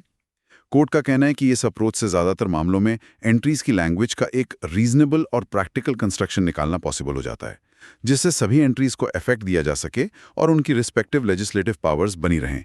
सेंटर भी अपना काम कर सके, स्टेट भी। जैसे एनवायरनमेंट वाला मामला हो सकता है, सेंटर भी कानून बनाता है, स्टेट भी। हाँ, सेंटर नेशनल स्टैंडर्ड्स तय कर सकता है यूनियन लिस्ट या कॉन्करेंट लिस्ट के तहत, स्टेट उसे इंप्लीमेंट कर सकता है या और स्ट्रिक्ट स्टैंडर्ड्स लगा सकता है स्टेट लिस्ट या कॉन्करेंट लिस्ट के तहत। हार्मनी ये होगी कि दोनों के लॉस को एग्जिस्ट करें जब तक कि स्टेट का कानून सेंटर के कानून के बिल्कुल ऑपोजिट ना हो, मतलब डायरेक्टली रिपग्नेंट ना हो। और अगर रिकंसिलिएशन हो ही ना पाए तो, अगर लगे कि ये तो बिल्कुल ऑपोजिट है, हेड ऑन कॉन्फ्लिक्ट, जैसे दो ट्रेन एक ही पटरी पर आ गई, तब क्या? तब और सिर्फ तभी जब रिकंसिलिएशन जेन्युइनली इम्पॉसिबल साबित हो जाए, जब हार्मनी बिठाने के सारे प्रयास फेल हो जाएं, तब संविधान का आर्टिकल 246 में दिया गया principle of federal supremacy operate करता है। फेडरल सुप्रीमेसी मतलब सेंटर की चलेगी। हाँ, स्पेसिफिक कॉन्टेक्स्ट्स में खासकर नॉन ऑब्स्टेंटिव क्लॉज, जो यूनियन लिस्ट, लिस्ट 1 और कंकरेंट लिस्ट, लिस्ट 3 को स्टेट लिस्ट, लिस्ट 2 पर प्रायोरिटी देता है। आर्टिकल 246(1) कहता है, notwithstanding anything in clauses 2 and 3, Parliament has exclusive power to make laws with respect to any of the matters enumerated in list 1. Notwithstanding मतलब बावजूद इसके। अच्छा, मतलब स्टेट लिस्ट में कुछ भी लिखा हो, उसके बावजूद पार्लियामेंट को यूनियन लिस्ट पर एक्सक्लूसिव पावर है? हाँ, और इसी तरह आर्टिकल 246(2) कॉन्करेंट लिस्ट को स्टेट लिस्ट पर प्रायोरिटी देता है जब पार्लियामेंट कानून बनाती है। तो अगर यूनियन लिस्ट और स्टेट लिस्ट में डायरेक्ट कॉन्फ्लिक्ट है जो रिकंसाइल नहीं हो सकता, तो यूनियन लॉ प्रिवेल करेगा। अगर कॉन्करेंट लिस्ट और स्टेट लिस्ट में कॉन्फ्लिक्ट है तो कॉन्करेंट लिस्ट वाला लॉ प्रिवेल करेगा, अगर वो पार्लियामेंट ने बनाया है। लेकिन ये आखिरी रास्ता है, the option of last resort. पहली कोशिश हमेशा हार्मनी की ही होगी। ये वैसा है जैसे ट्रैफिक सिग्नल खराब हो जाए तो पहले कोशिश होती है हाथ के इशारे से ट्रैफिक चलाने की, पर जब क्योस बहुत बढ़ जाए तो पुलिस इंटरवीन करके रास्ता क्लियर करती है। नॉन ऑब्स्टेंटिक लॉज वो पुलिस इंटरवेंशन है। Got it. तो नॉन ऑब्स्टेंटिक लॉज वो ट्रम्प कार्ड है सेंटर के पास, पर उसे तभी खेलना है जब हार्मनी के सारे पत्ते फेल हो जाएं। अब कुछ स्पेसिफिक केसेस देखते हैं जो सोर्स मटेरियल में दिए हुए हैं, इनसे शायद और क्लैरिटी आएगी। पहला है श्री वेंकटरमना देवरू वर्सेस स्टेट ऑफ मैसूर 1957। इसमें क्या हार्मनी हुई? ये किसी मंदिर से जुड़ा मामला लग रहा है। हाँ बिल्कुल, इस केस में मामला था एक specific religious denomination Gaud Saraswat Brahmin समुदाय का वेंकटरमण मंदिर। आर्टिकल 26B कहता है कि हर रिलीजियस डिनोमिनेशन को to manage its own affairs in matters of religion, यानी अपने धार्मिक मामलों को मैनेज करने का अधिकार है। हाँ। दूसरी तरफ आर्टिकल 25(2)B स्टेट को पावर देता है कि वो सोशल वेलफेयर और रिफॉर्म के लिए या throwing open of Hindu religious institutions of a public character to all classes and sections of Hindus, यानी हिंदू धार्मिक संस्थानों को समाज के सभी वर्गों दलितों समेत के लिए खोलने के लिए कानून बना सकती है। अच्छा, तो कॉन्फ्लिक्ट था डिनोमिनेशन के अपने इंटरनल अफेयर्स मैनेज करने के अधिकार और स्टेट की सोशल रिफॉर्म की पावर के बीच। एग्जैक्टली। कोर्ट ने हार्मोनियस कंस्ट्रक्शन करते हुए कहा कि आर्टिकल 26B के तहत मिला डिनोमिनेशन का अधिकार आर्टिकल 25(2)B के अधीन सब्जेक्ट टू है। सब्जेक्ट टू मतलब उसके दायरे में रहेगा। हाँ, यानी आप अपने धार्मिक रीति रिवाज मैनेज कीजिए, पूजा कैसे होगी, कौन करेगा, ये सब तय कीजिए। लेकिन अगर राज्य समाज सुधार के लिए जैसे मंदिर में सबके प्रवेश को लेकर कानून बनाता है तो वो मान्य होगा। डिनोमिनेशन ये कहकर नहीं बच सकता कि ये हमारा इंटरनल मैटर है, हम किसी को घुसने नहीं देंगे। यहां डिनोमिनेशन के अधिकार और स्टेट की reformative power, specially concerning untouchability, के बीच हार्मनी बिठाई गई, जिसमें सोशल रिफॉर्म को प्राथमिकता दी गई। मतलब आप अपने धार्मिक मामले मैनेज करो, पर स्टेट समाज सुधार के लिए, खासकर कास्ट डिस्क्रिमिनेशन हटाने के लिए कदम उठा सकता है और मंदिरों को सबके लिए खोलने का कानून बना सकता है। ये तो बहुत महत्वपूर्ण फैसला रहा होगा उस समय सामाजिक न्याय के लिहाज से। बिल्कुल, बहुत लैंडमार्क जजमेंट था। दूसरा case MS Sharma versus Krishna Sinha 1958। ये सर्चलाइट केस के नाम से भी जाना जाता है शायद। हाँ, सर्चलाइट केस। ये फ्रीडम ऑफ स्पीच और लेजिस्लेटिव प्रिविलेजेस के बीच का मामला लगता है। मीडिया वर्सेस संसद विधानसभा। बिल्कुल सही। इसमें एक न्यूज़पेपर था सर्चलाइट, उसने बिहार विधानसभा की कार्यवाही के कुछ ऐसे हिस्से पब्लिश कर दिए थे जिन्हें स्पीकर ने एक्सपंज करने यानी रिकॉर्ड से हटाने का आदेश दिया था। जो रिकॉर्ड का हिस्सा ही नहीं था वो छाप दिया। हाँ, तो स्पीकर ने इसे प्रिविलेज का ब्रीच माना और एडिटर को नोटिस भेज दिया। एडिटर साहब पहुंच गए supreme court article 19(1)A freedom of speech and expression का हवाला देकर। तो सवाल था कि आर्टिकल 19(1)A बड़ा है या आर्टिकल 1943 जो लेजिस्लेचर्स को प्रिविलेजेस देता है। करेक्ट। कोर्ट ने यहां भी हार्मोनियस कंस्ट्रक्शन का इस्तेमाल किया। कहा कि आर्टिकल 19(1)A एक जनरल प्रोविजन है जो सबको फ्रीडम ऑफ स्पीच देता है, जबकि आर्टिकल 1943 एक स्पेसिफिक प्रोविजन है जो लेजिस्लेचर्स को प्रिविलेजेस देता है। और कोर्ट ने माना कि जब तक पार्लियामेंट इन प्रिविलेजेस को कॉडिफाई नहीं कर देती तब तक वो वही होंगे जो यूके के हाउस ऑफ कॉमन्स के थे at the commencement of the constitution, और हाउस ऑफ कॉमन्स को अपनी कार्यवाही के पब्लिकेशन को कंट्रोल करने का प्रिविलेज था। अच्छा, इसलिए यह स्पेसिफिक प्रोविजन आर्टिकल 1943 प्रिवेल करेगा over the general provision article 19(1)A। दोनों के बीच हार्मनी ऐसे बैठाई कि बोलने की आजादी है पर वो लेजिस्लेटिव प्रिविलेजेस के अधीन है। आप सदन की कार्यवाही की फेयर रिपोर्टिंग कर सकते हैं पर एक्सपंज्ड पोर्शन नहीं छाप सकते या सदन की अवमानना नहीं कर सकते। अच्छा, तो यहाँ स्पेसिफिक बीट्स जनरल वाला प्रिंसिपल लगा। जैसे जनरल रूल है कि सड़क पर कई भी गाड़ी चला सकते हैं, पर स्पेसिफिक रूल है कि हॉस्पिटल जोन में हॉर्न नहीं बजाना, तो वो स्पेसिफिक रूल माना जाएगा। समझ गए। तीसरा, ON Mohindroo versus bar council of Delhi 1968। ये वकीलों के रेगुलेशन से जुड़ा है, एडवोकेट्स एक्ट। हाँ, ये वकीलों की प्रैक्टिस के रेगुलेशन से जुड़ा है, स्पेसिफिकली एडवोकेट्स एक्ट 1961 के कॉन्टेक्स्ट में।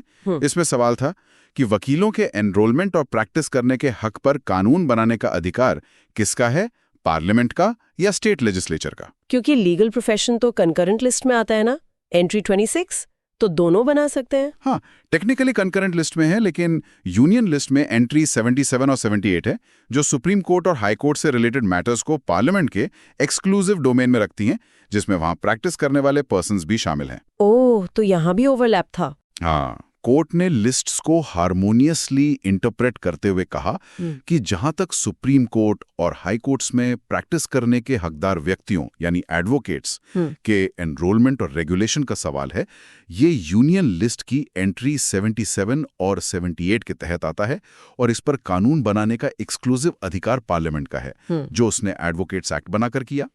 बाकी लीगल प्रैक्टिशनर्स जो एडवोकेट नहीं थे, जैसे पुराने जमाने के मुख्तार, रेवेन्यू एजेंट्स आदि, वो कंकरेंट लिस्ट में आ सकते हैं। तो यहाँ लेजिस्लेटिव पावर्स का बंटवारा स्पष्ट किया गया, एडवोकेट्स एक्ट को अपहोल्ड किया गया और यूनियन लिस्ट की एंट्रीज को कंकरेंट लिस्ट की एंट्री पर स्पेसिफिक मानकर हार्मोनी स्थापित की गई। ओके, ज्यूरिसडिक्शन का मामला क्लियर किया। एडवोकेट्स के मामले में पार्लियामेंट की चलेगी। कौन कहाँ वकालत कर सकता है, उसके नियम कौन बनाएगा, ये साफ हो गया। चौथा, DAV college versus state of Punjab 1971। ये शिक्षा, लैंग्वेज और माइनॉरिटी राइट्स से जुड़ा लग रहा है। DAV college Arya Samaj. हाँ, ये काफी कॉम्प्लेक्स केस था। इसमें मीडियम ऑफ इंस्ट्रक्शन, शिक्षा का माध्यम, माइनॉरिटी इंस्टीट्यूशंस के राइट्स आर्टिकल 30 और centre state relations union list की एंट्री 66 सब शामिल थे। हुआ क्या था इसमें? पंजाब सरकार ने गुरु नानक देव यूनिवर्सिटी एक्ट बनाया और उसके तहत पंजाबी को कॉलेजेस में सोल मीडियम ऑफ इंस्ट्रक्शन बनाने की कोशिश की। मतलब सिर्फ पंजाबी में ही पढ़ाई होगी और रिलीजियस इंस्ट्रक्शन को भी रेगुलेट करने की कोशिश की। सोल मीडियम, सिर्फ एक भाषा? हाँ, डीएवी कॉलेज जो आर्य समाज से एफिलिएटेड था, जिसे कोर्ट ने रिलीजियस माइनॉरिटी माना, उसने इसे चैलेंज किया। कोर्ट ने कहा कि किसी भी स्टेट के पास हायर एजुकेशन के लिए कोई पर्टिकुलर लैंग्वेज को sole medium of instruction prescribe करने की लेजिस्लेटिव कॉम्पिटेंस, विधायी क्षमता नहीं है। अगर ऐसा करना पार्लियामेंट की यूनियन लिस्ट की एंट्री 66 के तहत दी गई पावर में इंटरफेयर करता है। एंट्री 66 क्या है? एंट्री 66 है coordination and determination of standards in institutions for higher education और research and scientific and technical institutions. मतलब हायर एजुकेशन में स्टैंडर्ड्स तय करना और समन्वय बनाना सेंटर का काम है। अच्छा। और कोर्ट ने कहा कि स्टैंडर्ड्स डिटर्मिन करने में मीडियम ऑफ इंस्ट्रक्शन भी एक इंपॉर्टेंट फैक्टर है। स्टेट मीडियम तय कर सकता है, पर सोल मीडियम इंपोज करके नेशनल स्टैंडर्ड्स या सेंटर की कोऑर्डिनेशन पावर को अंडरमाइन नहीं कर सकता। साथ ही माइनॉरिटी इंस्टीट्यूशंस को अपना मीडियम चुनने का अधिकार है, आर्टिकल 30। तो यहाँ स्टेट की पावर, सेंटर की पावर और माइनॉरिटी राइट्स, तीनों के बीच हार्मनी बनाई। बिल्कुल। स्टेट की power, education state list concurrent list, को सेंटर की पावर एंट्री 66 यूनियन लिस्ट और माइनॉरिटी राइट्स आर्टिकल 30 के अधीन रखा गया। स्टेट अपनी रीजनल लैंग्वेज प्रमोट कर सकता है, पर इंपोज नहीं कर सकता, स्पेशली हायर एजुकेशन में, और माइनॉरिटी राइट्स का भी ध्यान रखना होगा। इंटरेस्टिंग।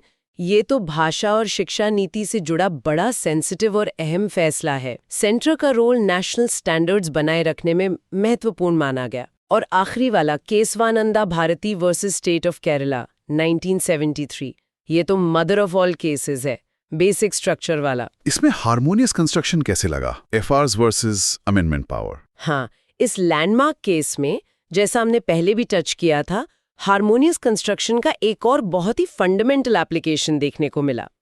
इसमें कोर इशू था आर्टिकल 13(2) और आर्टिकल 368 के बीच का रिश्ता। आर्टिकल 13(2) जो कहता है कि स्टेट कोई ऐसा लॉ नहीं बनाएगा जो फंडामेंटल राइट्स को छीनता या कम करता हो। करेक्ट। और अगर ऐसा लॉ बना तो वो वॉइड होगा, शून्य होगा। और आर्टिकल 368 पार्लियामेंट को संविधान अमेंड करने की पावर देता है। तो बड़ा सवाल ये था कि क्या आर्टिकल 368 के तहत किया गया कॉन्स्टिट्यूशनल अमेंडमेंट भी आर्टिकल 13(2) के दायरे में लॉ माना जाएगा? हाँ, यही एक $1 मिलियन सवाल था।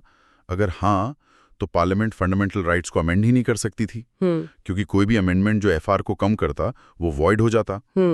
दूसरी तरफ अगर अमेंडमेंट लॉ नहीं है तो क्या पार्लियामेंट की अमेंडमेंट पावर अनलिमिटेड है?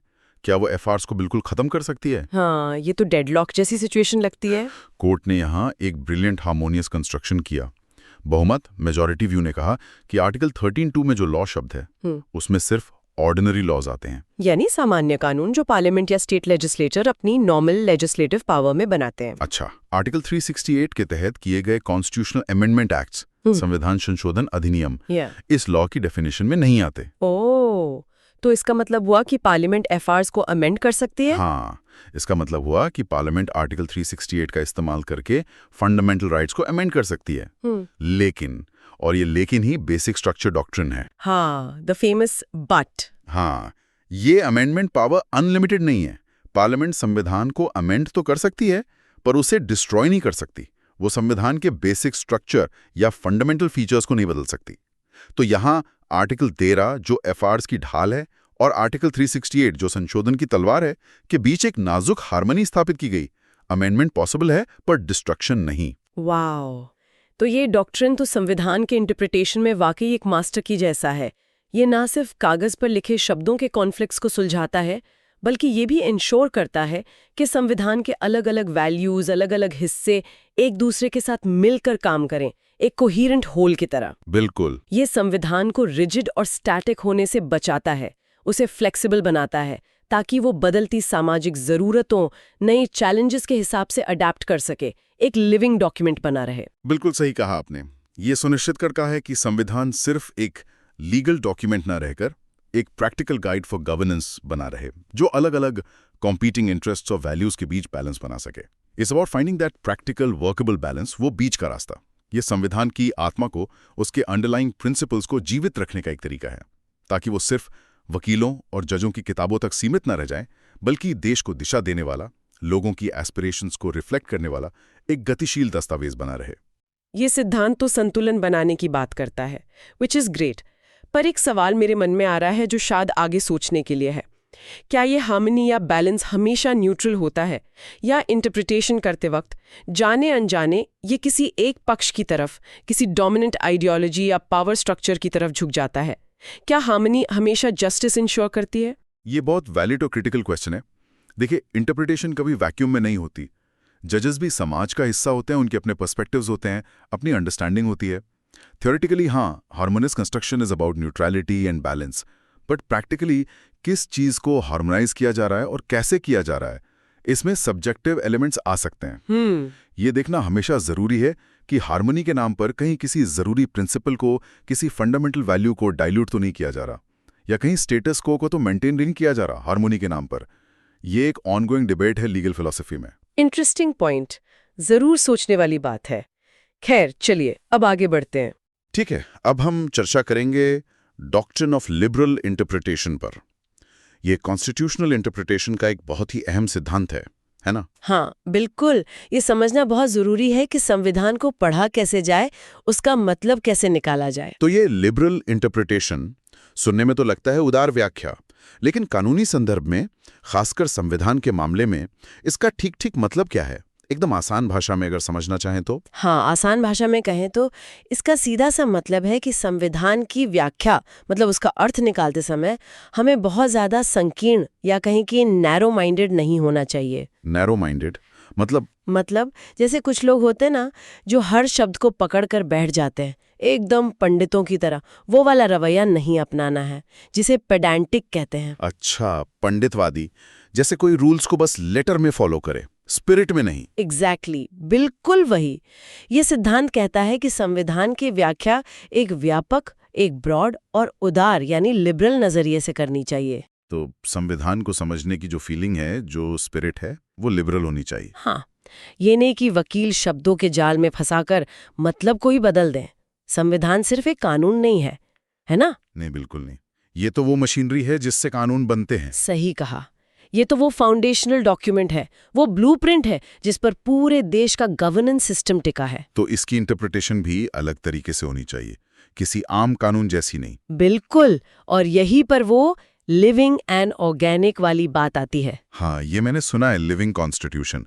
इसका क्या मतलब है यहाँ? इसका मतलब है कि संविधान एक जीवित, एक लिविंग चीज है।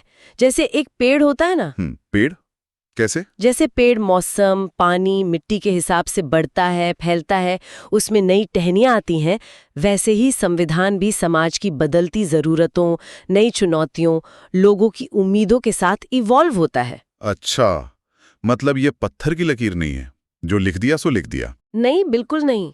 अगर ऐसा होता तो संविधान 70 साल में ही आउटडेटेड हो जाता। ये ऑर्गेनिक है, मतलब ये अडेप्ट करता है, ग्रो करता है।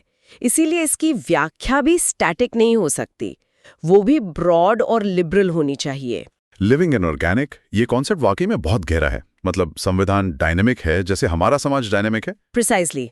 आज जो मुद्दे हैं, जैसे मान लीजिए डिजिटल प्राइवेसी या क्लाइमेट चेंज या एआई, ये सब 1950 में कहाँ थे? हाँ, तब तो सोचे भी नहीं होंगे। तो संविधान को इन नए मुद्दों पर भी रेलेवेंट रहना है, और वो तभी रह सकता है जब उसकी इंटरप्रिटेशन फ्लेक्सिबल हो, उदार हो।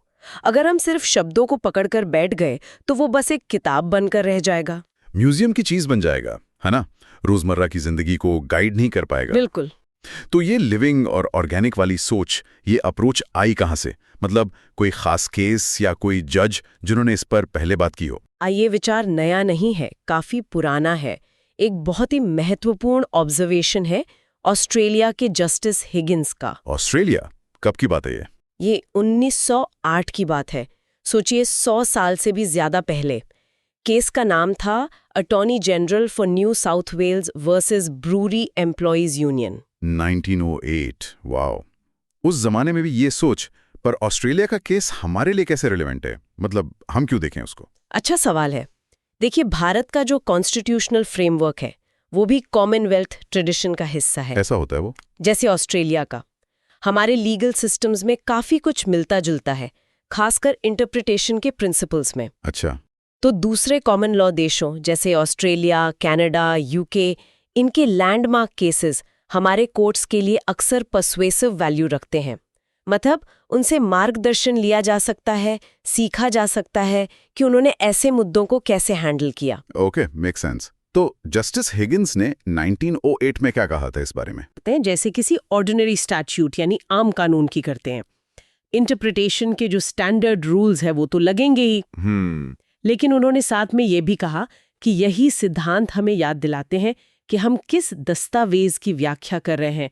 हमें उस दस्तावेज का स्वभाव, उसके नेचर और उसके स्कोप को ध्यान में रखना होगा। अच्छा, ये बहुत जरूरी बात है। हाँ, उन्होंने कहा हमें ये भूलना नहीं चाहिए कि यह एक संविधान है। It is a constitution we are interpreting. यह एक पूरा तंत्र है, एक मैकेनिज्म है जिसके तहत कानून बनाए जाने हैं। भविष्य के लिए एक फ्रेमवर्क तैयार किया जाना है। मतलब ये सिर्फ एक एक्ट ऑफ पार्लियामेंट नहीं है? नहीं, ये सिर्फ एक अधिनियम नहीं है जो किसी एक खास मसले पर कानून बता रहा हो। ये उससे कहीं ज्यादा बड़ा और फाउंडेशनल है।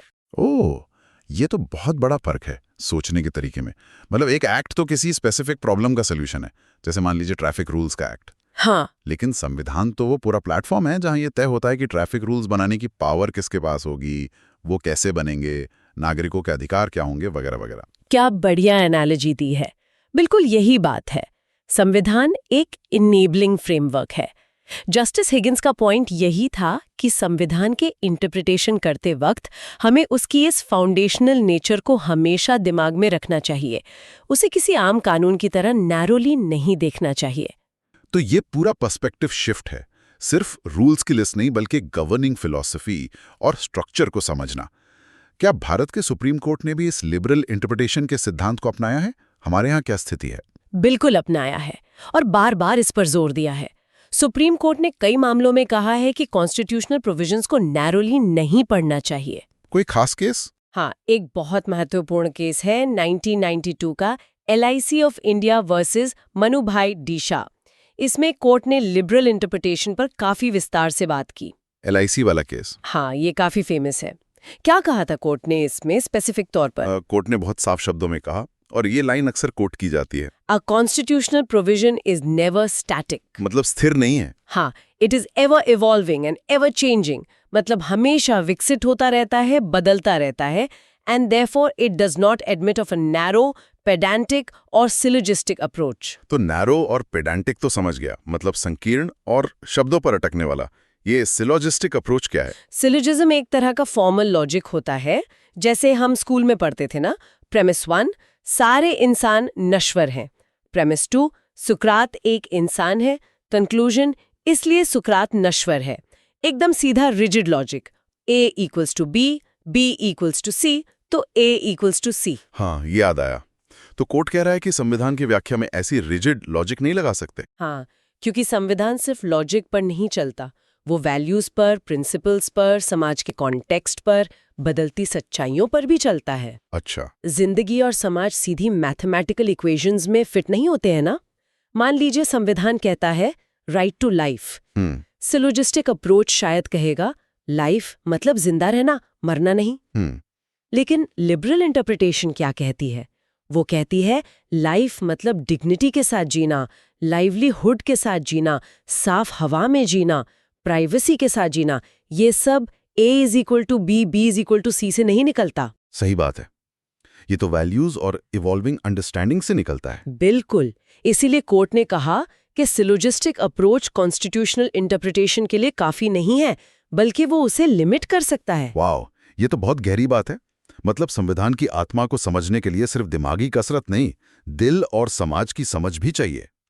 तो कोर्ट ने LIC केस में और क्या कहा था? कोर्ट ने आगे इसी बात को और मजबूत किया। उन्होंने कहा the constitutional provisions must receive a broad interpretation. मतलब व्यापक व्याख्या मिलनी चाहिए। हाँ, and the scope and ambit of such provisions, in particular the fundamental rights, should not be cut down by too astute or too restricted an approach. Astute मतलब चालाकी से। हाँ, यहाँ मतलब है बहुत ज्यादा बारीकियों में उलझाकर या चालाकी से मतलब को छोटा नहीं करना चाहिए। कोर्ट कह रहा है कि संवैधानिक प्रावधानों और खासकर मौलिक अधिकारों का दायरा बहुत ज्यादा होशियारी दिखाकर या टेक्निकलिटीज में फंसाकर कम नहीं किया जाना चाहिए, रिस्ट्रिक्ट नहीं करना चाहिए। ये तो फंडामेंटल राइट्स के लिए बहुत ही जरूरी बात है, क्योंकि अक्सर कोशिश हो सकती है कि राइट्स को नैरोली इंटरप्रेट करके पावर बढ़ा ली जाए या जिम्मेदारी कम कर ली जाए। एग्जैक्टली। कोर्ट इसी खतरे से आगाह कर रहा है। फंडामेंटल राइट्स तो नागरिकों के लिए एक शील्ड की तरह है, संविधान का दिल है। हाँ।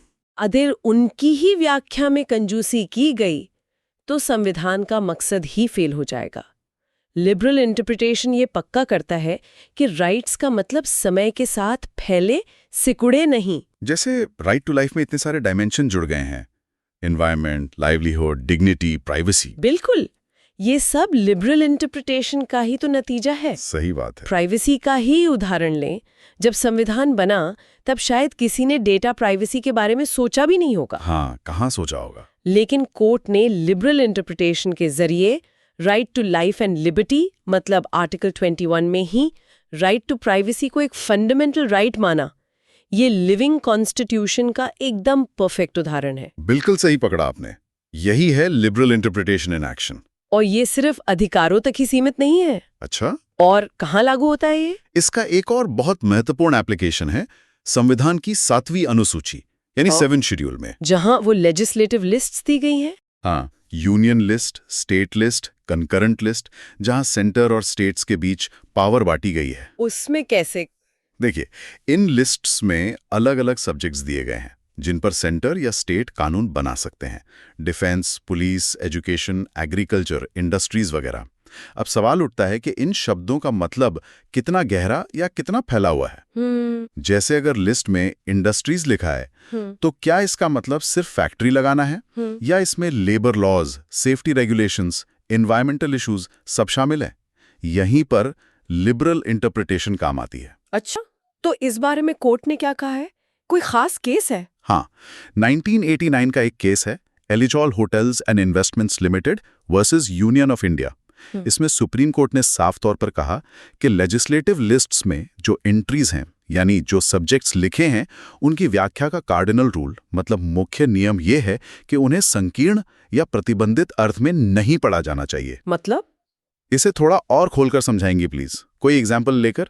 मतलब ये कि हर सामान्य शब्द, हर जनरल वर्ड जो किसी एंट्री में इस्तेमाल हुआ है, जैसे इंडस्ट्री, एग्रीकल्चर, एजुकेशन, जी, उसे सिर्फ उसके डिक्शनरी मीनिंग तक सीमित नहीं रखना है, ओके, बल्कि उसे उन सभी सहायक यानी एंसिलरी जी। या अधीनस्थ यानी सब्सिडियरी मामलों तक फैला हुआ माना जाना चाहिए जिन्हें निष्पक्ष और उचित रूप से उसमें शामिल समझा जा सकता है। एंसेलरी और सब्सिडियरी मतलब उससे जुड़े हुए उसके तहत आने वाले मामले। हाँ बिल्कुल, जैसे अगर यूनियन लिस्ट में डिफेंस ऑफ इंडिया लिखा है तो इसका मतलब सिर्फ सेना रखना नहीं है। उससे जुड़े सारे एंसिलरी मैटर्स जैसे डिफेंस प्रोडक्शन, कैंटोनमेंट एडमिनिस्ट्रेशन, शायद डिफेंस से जुड़ी रिसर्च को रेगुलेट करना, जी। ये सब उसमें आ सकता है।